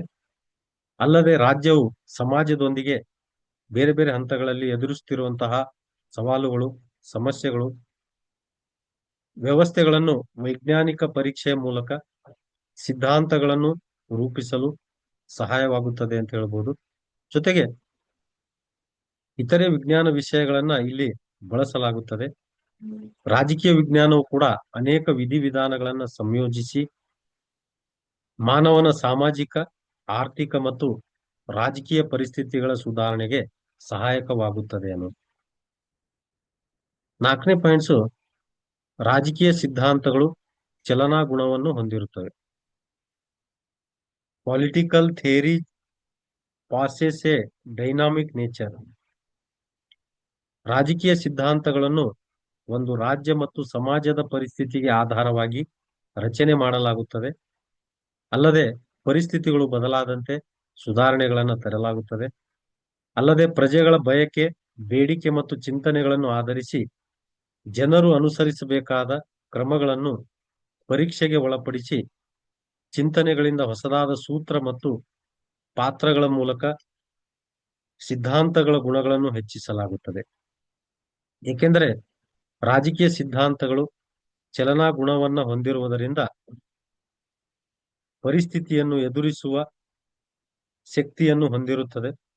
ಅಲ್ಲದೆ ಪ್ರಜಾಪ್ರಭುತ್ವ ಸರ್ಕಾರದಿಂದ ನಿರಂಕುಶ ಸರ್ಕಾರಕ್ಕೆ ಸರ್ವಾಧಿಕಾರ ಪದ್ಧತಿಯಿಂದ ಸಮತಾವಾದ ಸಿದ್ಧಾಂತಗಳಿಗೆ ಹೊಂದಿಕೊಳ್ಳಲಾಗುತ್ತದೆ ಅನ್ನೋದು. ರಾಜಕೀಯ ಸಿದ್ಧಾಂತಗಳು ಚಲನಾ ಗುಣವನ್ನ ಹೊಂದಿರುತ್ತವೆ ಅನ್ನೋದು. ಅಂದ್ರ ರಾಜಕೀಯ ಸಿದ್ಧಾಂತಗಳನ್ನ ರಾಜ್ಯ ಮತ್ತು ಸಮಾಜದ ಪರಿಸ್ಥಿತಿಗೆ ಆಧಾರವಾಗಿ ರಚನೆ ಮಾಡಲಾಗುತ್ತದೆ. ಅಂದರೆ ಪರಿಸ್ಥಿತಿಗಳು ಬದಲಾದಂತೆ ರಾಜಕೀಯ ಸಿದ್ಧಾಂತದಲ್ಲಿ ಸುಧಾರಣೆಗಳನ್ನ ತರಲಾಗುತ್ತದೆ. ಅಲ್ಲದೆ ಪ್ರಜೆಗಳ ಬಯಕೆ, ಬೇಡಿಕೆ ಮತ್ತು ಚಿಂತನೆಗಳನ್ನ ಆಧರಿಸಿ ಕ್ರಮಗಳನ್ನ ಕೈಗೊಳ್ಳಲಾಗುತ್ತದೆ ಅಂತೇಳಿ. ಸೂತ್ರ ಅಥವಾ ಸಿದ್ಧಾಂತಗಳ ಬದಲಾವಣೆ, ಸಿದ್ಧಾಂತಗಳ ಗುಣಲಕ್ಷಣಗಳಲ್ಲಿ ಹೆಚ್ಚಳ ಅಥವಾ ಪರಿಸ್ಥಿತಿಗೆ ತಕ್ಕಂತೆ ಚಲನಾ ಗುಣವನ್ನ ಸಿದ್ಧಾಂತಗಳು ಹೊಂದಿರುತ್ತವೆ ಅಂತೇಳಿ ಹೇಳ್ಬೋದು. ರಾಜಕೀಯ ಸಿದ್ಧಾಂತಗಳು 5ನೇ ಪಾಯಿಂಟ್ಸು ಮೌಲ್ಯಮಾಪನ ಮಾಡುವಿಕೆ, ಇವ್ಯಾಲ್ಯೂಯೇಷನ್. ರಾಜ್ಯಶಾಸ್ತ್ರದಲ್ಲಿ ರಾಜಕೀಯ ಸಿದ್ಧಾಂತಗಳನ್ನು ಸಮಾಜದಲ್ಲಿ ಅಥವಾ ರಾಜ್ಯದಲ್ಲಿ ಆಚರಣೆಗೆ ತರಲು ಬೇರೆ ಬೇರೆ ದೃಷ್ಟಿಕೋನಗಳಿಂದ ಮೌಲ್ಯಮಾಪನ ಮಾಡಲಾಗುತ್ತದೆ ಅಂತ ಹೇಳಿ. ಅಂದ್ರೆ ಯಾವುದು ಸೂಕ್ತ, ಯಾವುದು ಅಲ್ಲ ಅಂತೇಳಿ ಮೌಲ್ಯಮಾಪನ ಮಾಡಿ ಅವುಗಳನ್ನ ಸಮಸ್ಯೆಗಳಿಗೆ ಬಳಸಿಕೊಳ್ಳಲಾಗುತ್ತದೆ ಪರಿಹಾರದ ರೂಪದಲ್ಲಿ. ಪ್ರಜೆಗಳು ಎದುರಿಸುವ ಅನೇಕ ಸಮಸ್ಯೆಗಳಿಗೆ ಪ್ರಜಾಪ್ರಭುತ್ವ ವ್ಯವಸ್ಥೆಯಲ್ಲಿ ಅವುಗಳ ನಿವಾರಣೆಗಾಗಿ ಅಧಿಕಾರ ಚಲಾವಣೆ ಮಾಡಲು ರಾಜಕೀಯ ವ್ಯವಸ್ಥೆಯ ದೋಷಗಳಿಗೆ ಹೊಸ ತಂತ್ರಗಳನ್ನ, ಹೊಸ ಸೂತ್ರಗಳನ್ನ ಬಳಸಲಿಕ್ಕೆ ಅವುಗಳಲ್ಲಿ ಉಂಟಾಗುವ ಪ್ರಯೋಜನಗಳನ್ನ ಮೌಲ್ಯಮಾಪನ ಮಾಡಲಾಗುತ್ತದೆ ಅಂತ ಹೇಳಿ. ಅಲ್ಲದೆ ಚುನಾವಣಾ ಸುಧಾರಣೆಗಳನ್ನ, ಕಾನೂನುಗಳ ಬಳಕೆಯನ್ನ, ಹೊಸ ಇವುಗಳಿಗೆ ಸಂಬಂಧಪಟ್ಟಂತೆ ಹೊಸ ಸಿದ್ಧಾಂತಗಳನ್ನ, ರಾಜಕೀಯ ಸಿದ್ಧಾಂತಗಳನ್ನ ರೂಪಿಸಲಾಗುತ್ತದೆ. ಅಲ್ಲದೆ ಪ್ರಜಾಪ್ರಭುತ್ವ ವ್ಯವಸ್ಥೆ ಪಾರದರ್ಶಕತೆಯಿಂದ ಪರಿಣಾಮಕಾರಿಯಾಗಿ ಕಾರ್ಯನಿರ್ವಹಿಸಲಿಕ್ಕೆ ಕೂಡ ರಾಜಕೀಯ ಸಿದ್ಧಾಂತ ಸಹಾಯಕವಾಗಿದೆ ಅನ್ನೋದು. ಕೊನೆಯ ಪಾಯಿಂಟ್ಸು 6ನೇದು ತಾರ್ಕಿಕ ಹಾಗೂ ಕಾಲ್ಪನಿಕವಾದುದು. ಕೆಲವು ವಿಷಯಗಳಿಗೆ ಸಂಬಂಧಪಟ್ಟಂತೆ ರಾಜಕೀಯ ಸಿದ್ಧಾಂತದ ವಿಚಾರಗಳು ಕಾಲ್ಪನಿಕವಾಗಿರುತ್ತವೆ, ಊಹಾತ್ಮಕವಾಗಿರುತ್ತವೆ ಅಂತ ಹೇಳಿ. ಅಂದರೆ ರಾಜಕೀಯ ಸಿದ್ಧಾಂತದ ಸ್ವರೂಪ ಅದು ತಾರ್ಕಿಕ ಹಾಗೂ ಕಾಲ್ಪನಿಕವಾಗಿದೆ ಅನ್ನೋದು, ಊಹಾತ್ಮಕವಾಗಿದೆ ಅನ್ನೋದು. ಅಂದರೆ ರಾಜ್ಯವು ಮುಂದೆ ಹೇಗೆ ರೂಪುಗೊಳ್ಳಬೇಕು ಎಂಬುದನ್ನ ತಿಳಿದುಕೊಳ್ಳಬಹುದು. ಆದರೆ ಮುಂದೆ ಏನಾಗಬೇಕೆಂಬುದು ಒಂದು ಕಲ್ಪನೆ ಅಂತ ಹೇಳ್ಬೋದು, ಊಹೆ ಅಂತೇಳಿ ಹೇಳ್ಬೋದು. ಜೊತೆಗೆ ಅದನ್ನ ನಾವು ಒಂದು ಆದರ್ಶ ಅಂತ ಹೇಳ್ತೀವಿ ನಾವು. ಅಂದರೆ ಪ್ಲೇಟೋ ತನ್ನ ಆದರ್ಶ ರಾಜ್ಯದಲ್ಲಿ ಇಂತಹ ಒಂದು ಆದರ್ಶ ರಾಜ್ಯದ ಕಲ್ಪನೆಯ ಚಿತ್ರಣವನ್ನ ವಿವರಿಸಿದ್ದಾನೆ ಅನ್ನೋದು. ಇದು ಪ್ಲೇಟೋನ ಆದರ್ಶ ರಾಜ್ಯ ಅನ್ನೋದು ಒಂದು ಊಹಾತ್ಮಕ ಪರಿಕಲ್ಪನೆ, ಕನಸು ಕೊಂಡಂತ ಒಂದು.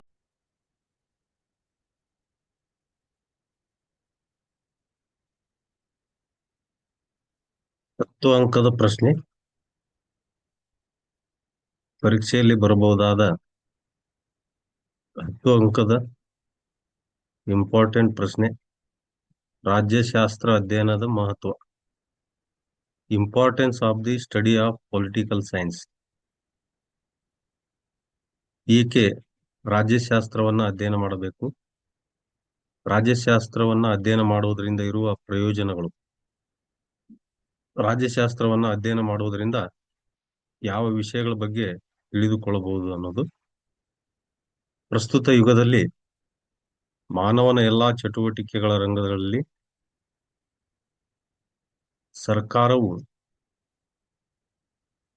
ಸರ್ಕಾರ ಕಾರ್ಯನಿರ್ವಹಿಸುವುದರಿಂದ, ಸರ್ಕಾರದ ಪಾತ್ರ ಹೆಚ್ಚಾಗಿರುವುದರಿಂದ ರಾಜ್ಯಶಾಸ್ತ್ರದ ಅಧ್ಯಯನ ಮಹತ್ವ ಇನ್ನೂ ಹೆಚ್ಚಾಗಲಿದೆ. ಅಂದರೆ ರಾಜ್ಯಶಾಸ್ತ್ರದ ಅಧ್ಯಯನ ಮಹತ್ವ ಹೆಚ್ಚುತ್ತಲಿದೆ ಅಂತ ಹೇಳ್ಬೋದು. ರಾಜ್ಯಕ್ಕೆ ಸಂಬಂಧಿಸಿದ ವಿಷಯಗಳಲ್ಲಿ ವ್ಯಕ್ತಿಯ ಹೆಚ್ಚು ಭಾಗವಹಿಸುವಿಕೆ ಈ ರಾಜ್ಯಶಾಸ್ತ್ರದ ಪ್ರಾಮುಖ್ಯತೆಯನ್ನ ಮತ್ತಷ್ಟು ಹೆಚ್ಚಿಸಿದೆ. ಜೊತೆಗೆ ರಾಜ್ಯದ ಅಧೀನದಲ್ಲಿ ವಾಸಿಸುವವರೆಲ್ಲರಿಗೂ ರಾಜ್ಯಶಾಸ್ತ್ರದ ಜ್ಞಾನ ಅವಶ್ಯಕವಾಗಿದೆ.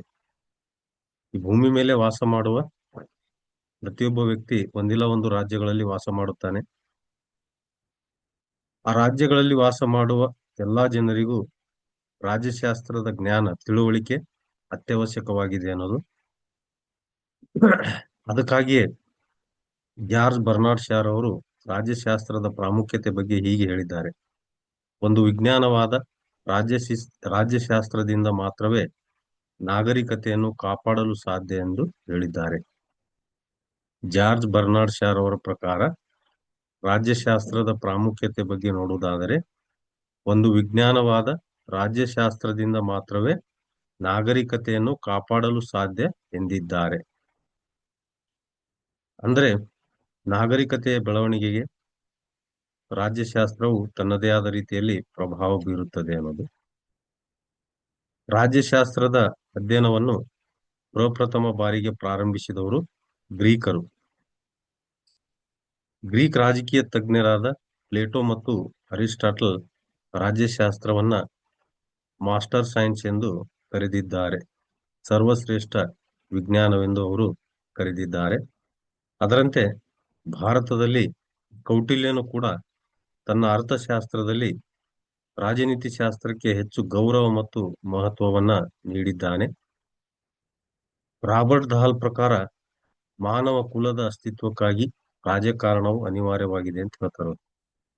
ರಾಬರ್ಟ್ ದಾಲ್ ರವರ ಪ್ರಕಾರ ಮಾನವ ಕುಲ ಅಸ್ತಿತ್ವದಲ್ಲಿರಬೇಕು, ಮುಂದುವರಿಬೇಕು ಅಂದ್ರೆ ರಾಜಕಾರಣ, ಆಡಳಿತ ಅದು ಅನಿವಾರ್ಯವಾಗಿದೆ ಅನ್ನೋದು ರಾಬರ್ಟ್ ದಾಲ್ ರವರ ಅಭಿಪ್ರಾಯವಾಗಿದೆ. ಅಂದರೆ ರಾಜ್ಯಶಾಸ್ತ್ರದ ಅಧ್ಯಯನವು ಪ್ರಸ್ತುತ ಜಗತ್ತಿನಲ್ಲಿ ಪ್ರತ್ಯಕ್ಷವಾಗಿ ಹಾಗೂ ಪರೋಕ್ಷವಾಗಿ ಪ್ರತಿ ನಾಗರಿಕರಿಗೆ ಅಗತ್ಯ. ಜೊತೆಗೆ ಈ ರಾಜ್ಯಶಾಸ್ತ್ರವನ್ನ ಅಧ್ಯಯನ ಮಾಡುವುದರಿಂದ ಯಾವ ಯಾವ ವಿಷಯಗಳ ಬಗ್ಗೆ ನಾವು ತಿಳಿದುಕೊಳ್ಳಬಹುದು, ಏಕೆ ರಾಜ್ಯಶಾಸ್ತ್ರವನ್ನ ಅಧ್ಯಯನ ಮಾಡಬೇಕು ಅನ್ನೋದನ್ನ ಈ ಕೆಳಕಂಡ ಅಂಶಗಳ ಮೂಲಕ ತಿಳಿಯಬಹುದು. ಅವುಗಳೆಂದರೆ, ಒಂದನೇದು ರಾಜ್ಯ ಮತ್ತು ಸರ್ಕಾರಗಳ ಬಗ್ಗೆ ತಿಳುವಳಿಕೆ ನೀಡುತ್ತದೆ. Knowledge of state and government. ರಾಜ್ಯಶಾಸ್ತ್ರವನ್ನು ಅಧ್ಯಯನ ಮಾಡುವುದರಿಂದ ರಾಜ್ಯ ಮತ್ತು ಸರ್ಕಾರವನ್ನು ಎಲ್ಲಾ ದೃಷ್ಟಿಕೋನಗಳಿಂದ ಅಧ್ಯಯನ ಮಾಡಲು ಸಾಧ್ಯವಾಗುತ್ತದೆ. ಅದರಂತೆ ರಾಜ್ಯಶಾಸ್ತ್ರದ ಅಧ್ಯಯನದಿಂದ ಅಥವಾ ರಾಜ್ಯಶಾಸ್ತ್ರದ ಕೇಂದ್ರ ವಿಷಯ ವಸ್ತು ಏನಪ್ಪಾ ಅಂದ್ರೆ ಅದು ರಾಜ್ಯ ಮತ್ತು ಸರ್ಕಾರ.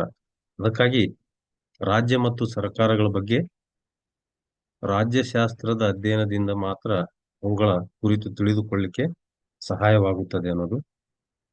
ರಾಜ್ಯವು ಹೇಗೆ ಮತ್ತು ಏಕೆ ಅಸ್ತಿತ್ವಕ್ಕೆ ಬಂತು, ಅದು ಏಕೆ ಇನ್ನೂ ಅಸ್ತಿತ್ವದಲ್ಲಿದೆ, ರಾಜ್ಯದ ಉಗಮ, ವಿಕಾಸ, ಬೆಳವಣಿಗೆ, ರಾಜ್ಯದ ಗುರಿ ಮತ್ತು ಧ್ಯೇಯೋದ್ದೇಶಗಳು, ಅದರಂತೆ ರಾಜ್ಯದ ಮೂಲಾಂಶಗಳು ಮತ್ತು ಅದರ ಜವಾಬ್ದಾರಿಗಳು, ಈ ಎಲ್ಲಾ ವಿಷಯಗಳ ಬಗ್ಗೆ ತಿಳಿದುಕೊಳ್ಳಬೇಕಾದರೆ ರಾಜ್ಯಶಾಸ್ತ್ರವನ್ನ ಅಧ್ಯಯನ ಮಾಡಬೇಕಾಗುತ್ತದೆ. ಅದರಂತೆ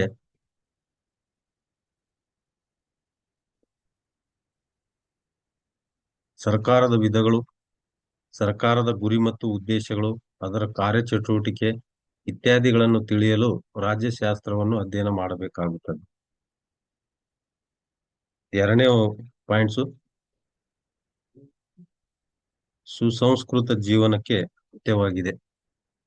essential to a sophisticated life. ಸಮಾಜದಲ್ಲಿ ವಾಸಿಸುವ ಪ್ರಜೆಗಳು ಅವರು ಸಮಾಜದಲ್ಲಿ ಗೌರವಯುತ ಜೀವನ ನಡೆಸಲಿಕ್ಕೆ, ನಾಗರಿಕ ಜೀವನ ನಡೆಸಲಿಕ್ಕೆ ಒಂದು ಸುಸಂಸ್ಕೃತ ಸಮಾಜ ಬೇಕು. ಅಂದರೆ ಮೂಲ ಸ್ವಾತಂತ್ರ್ಯಗಳಾದ ಮಾತನಾಡುವ, ಅಭಿಪ್ರಾಯ ವ್ಯಕ್ತಪಡಿಸುವ ಸ್ವಾತಂತ್ರ್ಯ ಮತ್ತು ಸಾಮಾಜಿಕ, ರಾಜಕೀಯ ಮತ್ತು ಆರ್ಥಿಕ ಸಮಾನತೆಗೆ ಈ ರಾಜ್ಯಶಾಸ್ತ್ರದ ಅಧ್ಯಯನವು ಅವಕಾಶ ಮಾಡಿಕೊಡುತ್ತದೆ. ಜೊತೆಗೆ ಸಮಾಜದಲ್ಲಿ ಒಬ್ಬ ಜವಾಬ್ದಾರಿಯುತ ನಾಗರಿಕನಾಗಿ ಬದುಕಲಿಕ್ಕೆ ಜ್ಞಾನವನ್ನ ನೀಡುತ್ತದೆ ಅನ್ನೋದು.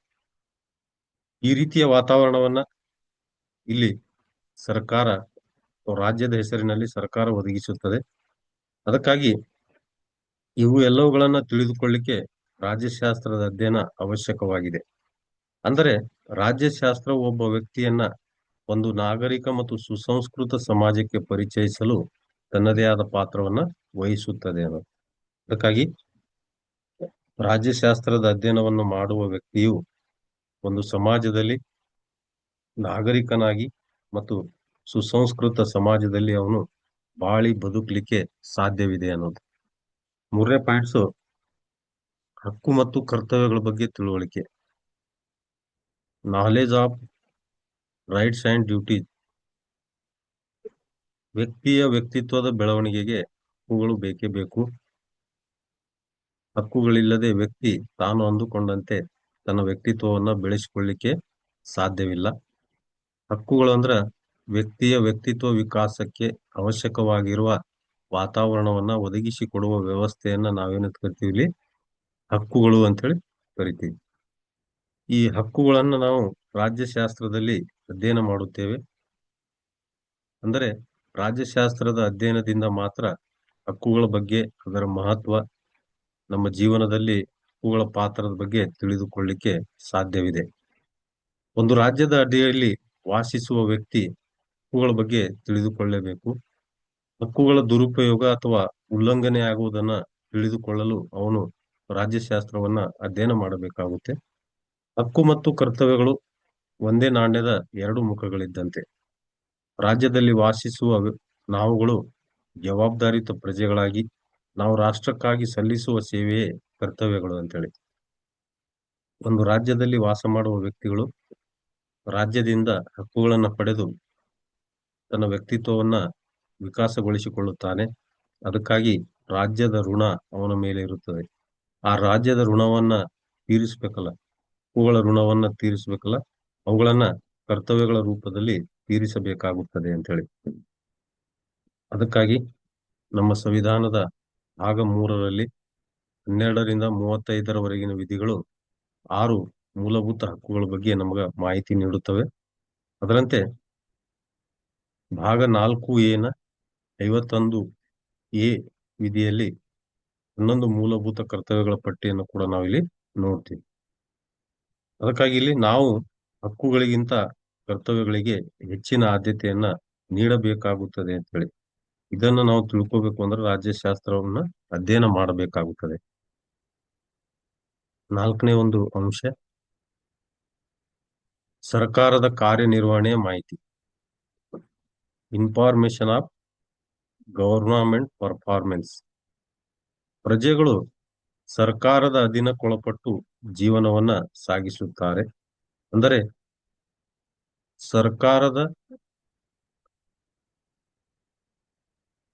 ಸರ್ಕಾರದ ಅಧೀನದಲ್ಲಿ ವಾಸಿಸುವ ನಮಗೆ ಅದರ ಕಾರ್ಯಾಚರಣೆ ಬಗ್ಗೆ ತಿಳಿಯಲು ರಾಜ್ಯಶಾಸ್ತ್ರವನ್ನ ಅಧ್ಯಯನ ಮಾಡಬೇಕಾಗುತ್ತದೆ ಅಂತ ಹೇಳಿ. ಅಂದ್ರೆ ಸರ್ಕಾರದ ಬಗ್ಗೆ ಸಂಪೂರ್ಣ ಮಾಹಿತಿಯನ್ನ ಪಡಿಲಿಕ್ಕೆ, ಸರ್ಕಾರದ ಕಾರ್ಯನಿರ್ವಹಣೆ ಬಗ್ಗೆ ತಿಳಿದುಕೊಳ್ಳಿಕ್ಕೆ ಅದು ರಾಜ್ಯಶಾಸ್ತ್ರದ ಅಧ್ಯಯನ ಅವಶ್ಯಕ. ಸರ್ಕಾರದ ಅಂಗಗಳಾದ ಶಾಸಕಾಂಗ, ಕಾರ್ಯಾಂಗ, ನ್ಯಾಯಾಂಗಗಳ ರಚನೆ, ಅಧಿಕಾರ ಮತ್ತು ಕಾರ್ಯಗಳ ಬಗ್ಗೆ ಅಧ್ಯಯನ ಮಾಡುವುದರಿಂದ ಸರ್ಕಾರದ ಕಾರ್ಯಾಚರಣೆಯ ಸಂಪೂರ್ಣ ಚಿತ್ರಣ ನಮಗ ಸಿಗುತ್ತದೆ ಅನ್ನೋದು. ಅಲ್ಲದೆ ಆಧುನಿಕ ಸರ್ಕಾರಗಳನ್ನ ನಾವು ಕಲ್ಯಾಣ ರಾಜ್ಯಗಳು ಅಂತ ಕರಿತೀವಿ. ವ್ಯಕ್ತಿಯನ್ನ ತೊಟ್ಟಿಲಿನಿಂದ ಸಮಾಧಿಯವರೆಗೂ ಅವರ ಯೋಗಕ್ಷೇಮವನ್ನ ನೋಡಿಕೊಳ್ಳುವಂತ ಜವಾಬ್ದಾರಿ ಈ ಸರ್ಕಾರದ್ದಾಗಿರುತ್ತದೆ ಅನ್ನೋದು. ಅದಕ್ಕಾಗಿ ಸರ್ಕಾರದ ಕಾರ್ಯನಿರ್ವಹಣೆಯ ಸಂಪೂರ್ಣ ಜ್ಞಾನ ಕೇವಲ ರಾಜ್ಯಶಾಸ್ತ್ರವನ್ನ ಅಧ್ಯಯನ ಮಾಡುವುದರಿಂದ ಮಾತ್ರ ಸಿಗುತ್ತದೆ ಅನ್ನೋದು. 5ನೇ ಪಾಯಿಂಟ್ಸು ಸಂವಿಧಾನದ ಬಗ್ಗೆ ತಿಳುವಳಿಕೆ ನೀಡುತ್ತದೆ. Gives on understanding of the constitution. ಪ್ರತಿಯೊಂದು ರಾಷ್ಟ್ರಕ್ಕೂ ಒಂದು ಸಂವಿಧಾನ ಅತ್ಯಗತ್ಯ. ಸಂವಿಧಾನವಿಲ್ಲದ ರಾಜ್ಯವು ಶಿರಸ್ಸಿಲ್ಲದ ಮನುಷ್ಯನಂತೆ. ಅಂದರೆ ಈ ಭೂಮಿ ಮೇಲೆ ಅಸ್ತಿತ್ವದಲ್ಲಿರುವಂತಹ ಎಲ್ಲಾ ರಾಷ್ಟ್ರಗಳು ಅಥವಾ ರಾಜ್ಯಗಳು ಒಂದಿಲ್ಲ ಒಂದು ರೀತಿಯ ಸಂವಿಧಾನವನ್ನ ಹೊಂದಿರಲೇಬೇಕು. ಅದು ಲಿಖಿತ ಸಂವಿಧಾನ ಇರಬಹುದು, ಅಲಿಖಿತ ಸಂವಿಧಾನವಿರಬಹುದು. ಜೊತೆಗೆ ಸರ್ಕಾರದ ರಚನೆ, ಅಧಿಕಾರ ಮತ್ತು ಕಾರ್ಯಗಳು ಹಾಗೂ ಪ್ರಜೆಗಳ ಆಶೋತ್ತರಗಳನ್ನು ಒಳಗೊಂಡಿರುವ ಸಂವಿಧಾನವು ಒಂದು ರಾಷ್ಟ್ರದ ಮೂಲಭೂತ ಕಾನೂನಾಗಿರುತ್ತದೆ. ಅಂದರೆ ಒಂದು ರಾಜ್ಯದಲ್ಲಿ ರಾಜ್ಯ, ಸರ್ಕಾರ, ಪ್ರಜೆಗಳು, ಹಕ್ಕುಗಳು ಇವೆಲ್ಲವೂ ಸಂವಿಧಾನಕ್ಕನುಗುಣವಾಗಿ ನಡೆಯುವಂಥವು. ಆದ್ದರಿಂದ ಪ್ರಜೆಗಳು ತನ್ನ ರಾಷ್ಟ್ರದ ಸಂವಿಧಾನದ ಬಗ್ಗೆ ಅರಿವನ್ನ ಹೊಂದಿರಬೇಕು. ಅಂದರೆ ಆ ರಾಷ್ಟ್ರದಲ್ಲಿ ಲಿಖಿತ ಸಂವಿಧಾನವಿದೆಯೋ ಅಥವಾ ಅಲಿಖಿತ ಸಂವಿಧಾನವಿದೆಯೋ ಅಂತೇಳಿ. ಅದರಂತೆ ಈ ಅಮೂಲ್ಯವಾದ ಮಾಹಿತಿಯನ್ನ ರಾಜ್ಯಶಾಸ್ತ್ರದ ಅಧ್ಯಯನದಿಂದ ಮಾತ್ರ ಪಡೆಯಲು ಸಾಧ್ಯವಿದೆ ಅನ್ನೋದು.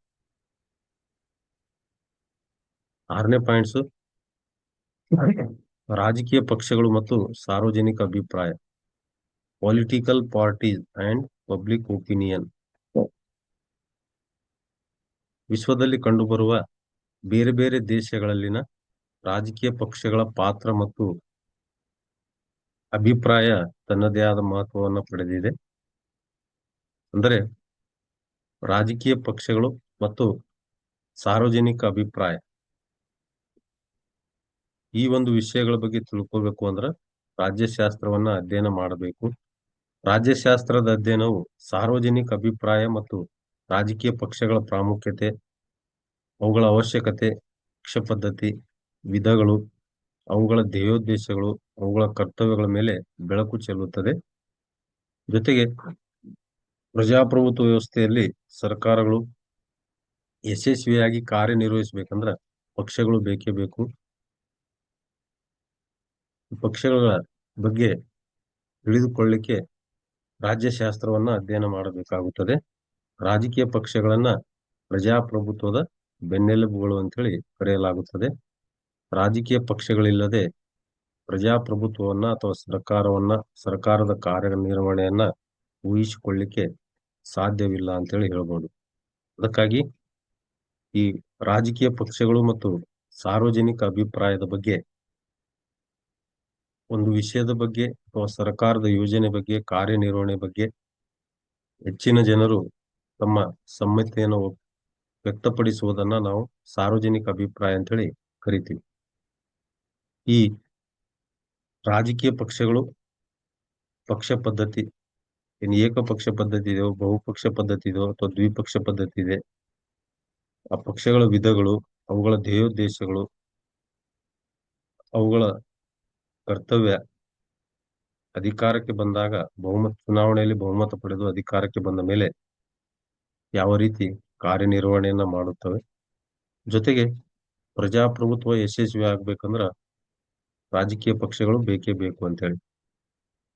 ಹೀಗೆ ಈ ಎಲ್ಲಾ ವಿಷಯಗಳ ಬಗ್ಗೆ ತಿಳಿದುಕೊಳ್ಳಿಕ್ಕೆ ರಾಜ್ಯಶಾಸ್ತ್ರದಲ್ಲಿ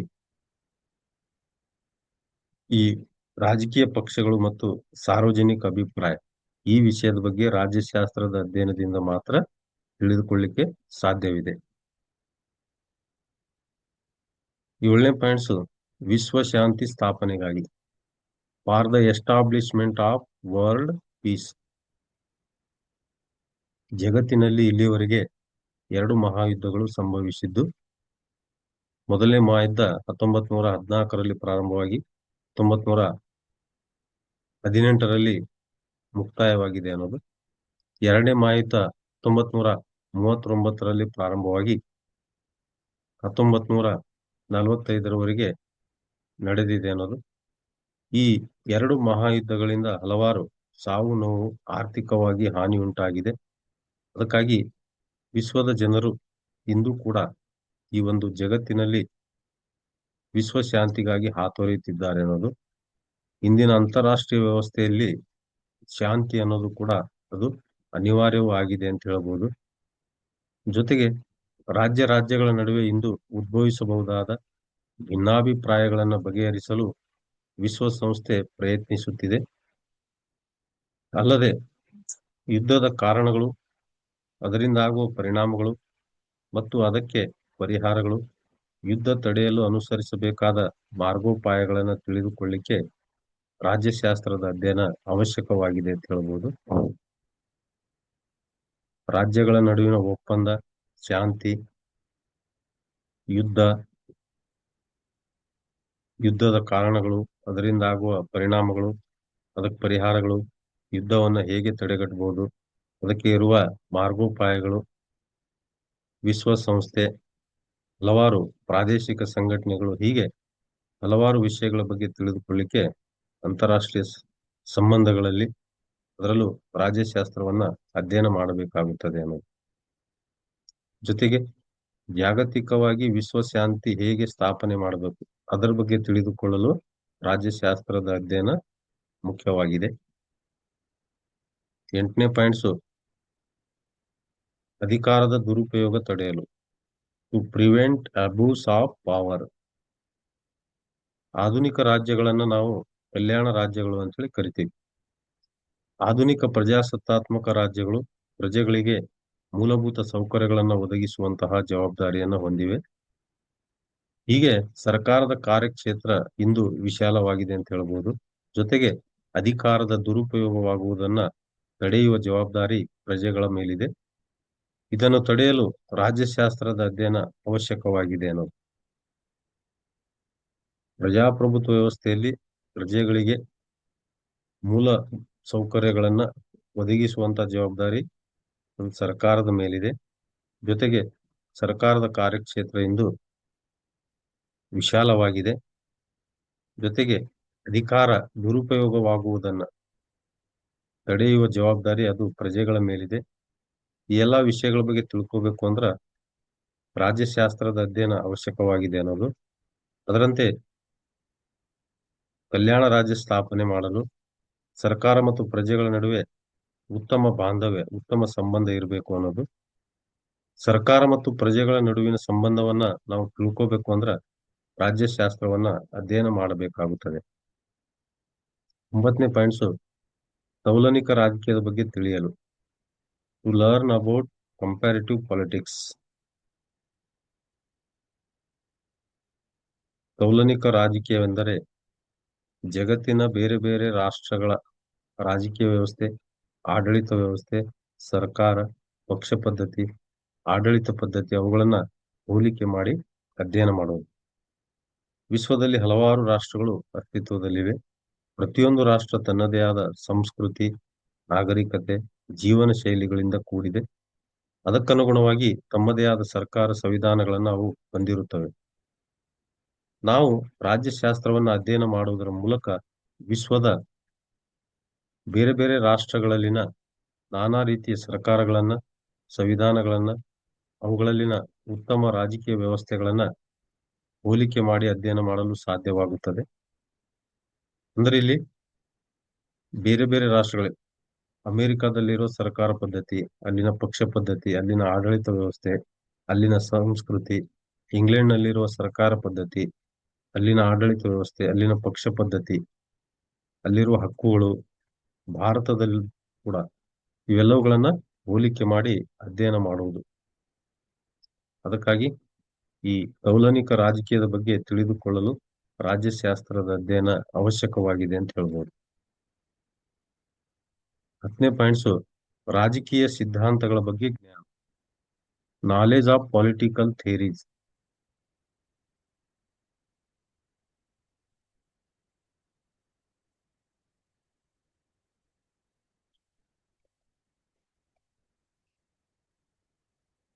ನಾಲೆಜ್ ಆಫ್ ಪೊಲಿಟಿಕಲ್ ಥಿಯರೀಸ್, ರಾಜಕೀಯ ಸಿದ್ಧಾಂತಗಳ ಬಗ್ಗೆ ಜ್ಞಾನ. ರಾಜ್ಯಶಾಸ್ತ್ರವನ್ನ ಅಧ್ಯಯನ ಮಾಡುವುದರಿಂದ ರಾಜ್ಯಶಾಸ್ತ್ರಕ್ಕೆ ಸಂಬಂಧಪಟ್ಟ ಹಲವಾರು ಸಿದ್ಧಾಂತಗಳ ಬಗ್ಗೆ ಅರಿವು ಮೂಡುತ್ತದೆ. ಜೊತೆಗೆ ರಾಜ್ಯಶಾಸ್ತ್ರವನ್ನ ಅಥವಾ ರಾಜ್ಯಶಾಸ್ತ್ರದ ಅಧ್ಯಯನ ಅದು ಪರಿಪೂರ್ಣ ಆಗ್ಬೇಕು ಅಂದ್ರ ರಾಜಕೀಯ ಸಿದ್ಧಾಂತಗಳ ಜ್ಞಾನ ಬೇಕೇ ಬೇಕು. ರಾಜ್ಯಶಾಸ್ತ್ರಕ್ಕೆ ಸಂಬಂಧಪಟ್ಟ ಯಾವುದಾದ್ರೂ ಒಂದು ವಿಷಯದ ಬಗ್ಗೆ ನಾವು ತಿಳ್ಕೋಬೇಕು ಅಂದ್ರ ರಾಜಕೀಯ ಸಿದ್ಧಾಂತಗಳ ಸಹಾಯವನ್ನ ಪಡಿಲೇಬೇಕು. ಅದರಲ್ಲೂ ಪ್ರಮುಖ ಸಿದ್ಧಾಂತಗಳಾದ ಪ್ರಜಾಪ್ರಭುತ್ವ, ಸಮಾಜವಾದ, ಮಾರ್ಕ್ಸ್ವಾದ, ಉದಾರವಾದ, ವ್ಯಕ್ತಿವಾದ, ನಾಜಿವಾದ, ಫ್ಯಾಸಿಸಂ, ಹೀಗೆ ಹಲವಾರು ರಾಜಕೀಯ ಸಿದ್ಧಾಂತಗಳ ಬಗ್ಗೆ ತಿಳಿದುಕೊಳ್ಬೇಕು ಅಂದ್ರ, ಅವುಗಳ ಬಗ್ಗೆ ಜ್ಞಾನ ಪಡಿಬೇಕು ಅಂದ್ರ ರಾಜ್ಯಶಾಸ್ತ್ರದ ಅಧ್ಯಯನವನ್ನ ಮಾಡಬೇಕಾಗುತ್ತದೆ. ಅದರಂತೆ ಈ ಸಿದ್ಧಾಂತಗಳು ಏಕೆ ಹುಟ್ಟಿಕೊಂಡವು, ಅವುಗಳ ಬೆಳವಣಿಗೆ, ಉಗಮ, ಇವು ಒಳಗೊಂಡಿರುವ ವಿಚಾರಗಳು, ಸಿದ್ಧಾಂತಗಳು ಸಮಾಜದ ಮೇಲೆ ಹೇಗೆ ಪರಿಣಾಮ ಬೀರುತ್ತವೆ, ಇವು ಸಮಾಜಕ್ಕೆ ಹೇಗೆ ಉಪಯುಕ್ತವಾಗಿವೆ ಎಂಬುದನ್ನ ತಿಳಿಯಬಹುದು. ಈ ಸಿದ್ಧಾಂತಗಳು ಪ್ರಸ್ತುತ ಸಾಮಾಜಿಕ ಸಮಸ್ಯೆಗಳನ್ನ ಪರಿಹರಿಸುವಲ್ಲಿ ಹೇಗೆ ತಮ್ಮದೇ ಆದ ಪಾತ್ರ ವಹಿಸುತ್ತವೆ ಎಂಬುದನ್ನು ಕೂಡ ತಿಳಿದುಕೊಳ್ಳಬಹುದು. 11ನೇ ಪಾಯಿಂಟ್ಸು, ಕೊನೆಯ ಪಾಯಿಂಟ್ಸು, ಅಂತಾರಾಷ್ಟ್ರೀಯ ಸಂಬಂಧಗಳ ಬಗ್ಗೆ ತಿಳುವಳಿಕೆ. On understanding of the international relations. ರಾಷ್ಟ್ರಗಳ ನಡುವಿನ ಸಂಬಂಧಗಳ ಅಧ್ಯಯನವು ರಾಜ್ಯಶಾಸ್ತ್ರದ ಪ್ರಮುಖ ಅಧ್ಯಯನ ವಿಷಯವಾಗಿದೆ ಅನ್ನೋದು. ಇಲ್ಲಿ ಅಂತಾರಾಷ್ಟ್ರೀಯ ಸಂಬಂಧಗಳು ಅಂದ್ರ ಎರಡು ಅಥವಾ ಎರಡಕ್ಕಿಂತ ಹೆಚ್ಚು ರಾಜ್ಯ ಅಥವಾ ರಾಷ್ಟ್ರಗಳ ನಡುವಿನ ಸಂಬಂಧಗಳ ಅಧ್ಯಯನವನ್ನ ಅಂತಾರಾಷ್ಟ್ರೀಯ ಸಂಬಂಧಗಳು ಎಂದು ಕರೆಯುತ್ತೇವೆ. ಈ ಅಂತಾರಾಷ್ಟ್ರೀಯ ಸಂಬಂಧಗಳ ಕುರಿತು ತಿಳಿದುಕೊಳ್ಳಬೇಕು ಅಂದ್ರೆ ರಾಜ್ಯಶಾಸ್ತ್ರ ವಿಷಯವನ್ನ ಅಧ್ಯಯನ ಮಾಡಬೇಕಾಗುತ್ತದೆ ಅನ್ನೋದು. ಜೊತೆಗೆ ಪ್ರಸ್ತುತ ವಿಶ್ವ ರಾಜಕೀಯ, ಅಂತಾರಾಷ್ಟ್ರೀಯ ಕಾನೂನು, ಅಂತಾರಾಷ್ಟ್ರೀಯ ಸಂಘಟನೆಗಳು, ಇವುಗಳ ಬಗ್ಗೆ ತಿಳಿಯಲು ನಾವು ರಾಜ್ಯಶಾಸ್ತ್ರವನ್ನು ಅಧ್ಯಯನ ಮಾಡಬೇಕಾಗುತ್ತೆ.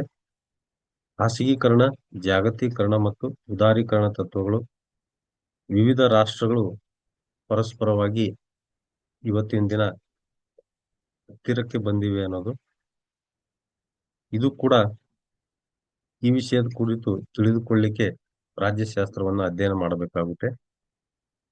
ಜೊತೆಗೆ ಯುದ್ಧ, ವಿಶ್ವಶಾಂತಿ, ಅಂತಾರಾಷ್ಟ್ರೀಯ ವಿದ್ಯಮಾನಗಳ ಬಗ್ಗೆ ತಿಳಿಯಲು ವಿಶ್ವಸಂಸ್ಥೆ, ಬೇರೆ ಬೇರೆ ಪ್ರಾದೇಶಿಕ ಸಂಘಟನೆಗಳ ಬಗ್ಗೆ, ಸಾರ್ಕು, ಯುರೋಪಿಯನ್ ಯೂನಿಯನ್, ಆಸಿಯಾನ, ಹಲವಾರು ಬೇರೆ ಬೇರೆ ಪ್ರಾದೇಶಿಕ ಸಂಘಟನೆಗಳ ಬಗ್ಗೆ ತಿಳ್ಕೋಬೇಕು ಅಂದ್ರೆ ಅಂತಾರಾಷ್ಟ್ರೀಯ ಸಂಬಂಧಗಳು ಅನ್ನುವ ವಿಷಯದಲ್ಲಿ ರಾಜ್ಯಶಾಸ್ತ್ರದ ಅಧ್ಯಯನವನ್ನ ಮಾಡಬೇಕಾಗುತ್ತದೆ ಅನ್ನೋದು. ಇವಿಷ್ಟು 11 ಅಂಶಗಳು ರಾಜ್ಯಶಾಸ್ತ್ರದ ಮಹತ್ವಕ್ಕೆ ಸಂಬಂಧಪಟ್ಟಿವೆ ಅನ್ನೋದು.